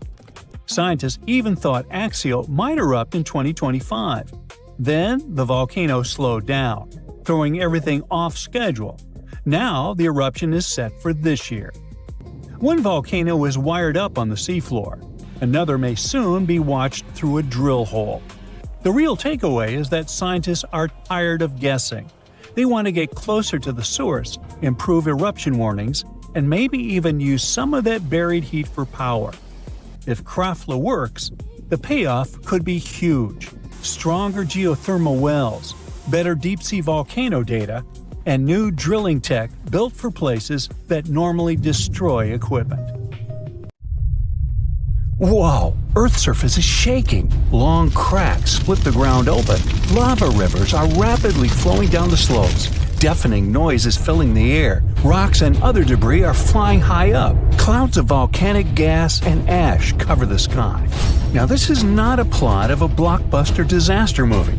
It's what happens when supervolcanoes decide to erupt. But this is likely not the scenario that will take place when the world's largest volcano, Mauna Loa, decides to finish its long nap. In 2021, scientists were sure it would happen soon. But so far, nothing. The volcano's seismicity keeps increasing and then going back to normal. But you never know when this giant will finally come back to life. That's why experts have been monitoring geological activity on Hawaii's largest island for quite some time. The Big Island of Hawaii is made up of 5 volcanoes, including the most active on the planet, Kilauea, and the largest, Mauna Loa. This gigantic thing makes up almost half the landmass of the island. And what lava Kilauea emits in one day, Mauna Loa could spew out within 20 minutes. That's what it did in 1984. While Mauna Loa's smaller sibling has been throwing tantrums for a while, the giant has been slumbering ever since its last eruption. But very recently, the Hawaii Volcano Observatory has recorded more than 200 mini-earthquakes below Mauna Loa. It likely means an increased flow of magma down there. Good morning! The volcano might be waking up, or not. If Mauna Loa did suddenly erupt, lava flows could reach the ocean and the most populated and touristy places, like Captain Cook, very quickly, in a matter of hours. In 1984, the last time the volcano erupted, lava got as far as the outskirts of Hilo on the other side of the island. That's where a campus of the University of Hawaii is found. Luckily, people had a few weeks' warning to get ready for the disaster. These days, locals have special go bags ready with the most important stuff, including documents and money. Such precautions can come in handy in case of an emergency evacuation. Even though most Mauna Loa eruptions have so far only affected the summit area, several of them sent lava all the way down to the ocean. And you never know how powerful the next eruption will be. Now, what is the highest mountain on Earth? Mount Everest, you say? Well, it depends. From seafloor to the summit, Mauna Loa is 1,000 feet taller than the famous Himalayan peak. The volcano is so big, it makes the Pacific plate it's sitting on literally slump under its weight. Scientists say that when this monster of a volcano erupts, the volume of lava coming out per unit will be life-threatening. Over its recorded history, Mauna Loa has been erupting regularly, almost every 6 years. And even though the last eruption of the volcano occurred about 40 years ago, scientists are certain it'll happen again. Now, remember the scene I showed you at the beginning? Well, you can relax. It's not likely to happen with Mauna Loa. The thing is, big island volcanoes, including Mauna Loa, aren't very volatile. That's because they're shield volcanoes. These volcanoes got such a name because they aren't really very high and resemble a warrior's shield placed flat on the ground. Shield volcanoes get formed by very fluid lava. It travels farther and forms much thinner flows than lava erupted from a stratovolcano, which is conically shaped and tall, like the infamous Krakatoa in Indonesia. So if, or should I say when, Mauna Loa erupts, there probably won't be ash clouds and tons of debris. The most dangerous thing will be lava. Since Mauna Loa is a shield volcano, its lava is extremely fluid and voluminous, which allows it to flow far and fast. Using theoretical vent maps, experts from the Hawaii Volcano Observatory have made charts of possible lava flows. They're kind of worried about earthquakes clustering at high rates. It likely means that lava is on the move under the surface. 500 to 600 earthquakes per day are a serious reason to be on high alert. On the other hand, it doesn't necessarily mean a disaster or inevitable eruption. Around a decade ago, several earthquakes that happened at the same time signaled that something was happening under Mauna Loa. But an eruption didn't occur. Instead, half the volcano shifted a bit to the south. This way, it probably gave more room to magma so that it had enough space to stay beneath the surface. Now, let's get back to the catastrophic eruption we saw at the beginning of the video.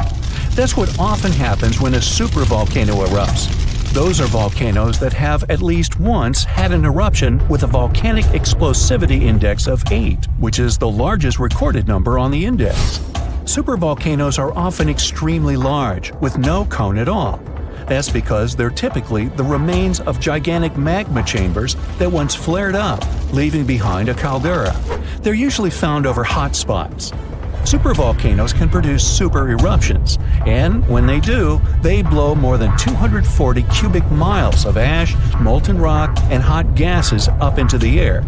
In other words, 4 super eruptions could fill the Grand Canyon to the brim. Supervolcanoes get formed when gigantic volumes of scorching hot magma are trying to escape from deep underground.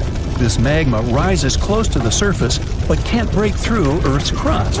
That's why a huge pressurized pool of bubbling magma gathers at a depth of only several miles. The pressure keeps growing because more magma is trying to get to the surface until, bam, a super eruption occurs. The most recent super eruption happened in New Zealand. Well, when I say recent, I mean around 26,500 years ago. Nah, I wasn't around then. That's when a supervolcano beneath the surface of Lake Tahoe spewed into the air more than 300 cubic miles of ash and pumice. Imagine 500,000 Great Pyramids of Giza flying up at the same time. That's how incredibly powerful that eruption was. But the most exciting and confusing thing about the eruption was that the Tahoe volcano simply didn't go off like many others. At first, everything was going as usual. More than 200 square miles of magma had built up under the surface, and the pressure was getting higher and higher. But after the rock cracked and the first part of lava rushed out of the crater, something went wrong, and the supervolcano took a break. Only several months later, the disastrous eruption shook the ground, and thousands of tons of lava, rocks, and ash flew high into the atmosphere. But the age of supervolcanoes isn't over. The most infamous of them all is probably the one in Yellowstone National Park. This giant handles at least 3 mega-powerful eruptions, and who knows how many smaller ones. If this monster erupted anywhere as strongly as it did 2.1 million years ago, it would spit out more than 588 cubic miles of red-hot material. You can probably picture it more vividly if I tell you that this volume is comparable to 65 million Capitol rotundas in Washington, D.C. piled together. Wow. Anyway, scientists are sure that Yellowstone doesn't present any danger these days. For an eruption to happen, magma inside must be at least 50% molten. With the Yellowstone caldera, this number is just 5 to 15%. But of course, Yellowstone isn't the only supervolcano on our planet. There's also New Zealand's Tahoe you already know about, Japan's Eri Caldera, California's Long Valley, Indonesia's Toba. Any of them can one day produce a super eruption. There are also several so-called supervolcanoes that haven't lived up to this name yet because they've never produced anything like a super eruption. For example, in 1883, Indonesian volcano Krakatoa went off. The power of the eruption tore the volcano's walls open, and cold seawater rushed into its molten insides. The difference in temperature made the volcano blow up with a deafening boom. It was clearly heard 2,000 miles away in Australia. It earned the blast the title of the loudest sound in history. But even though the consequences of this event were truly catastrophic,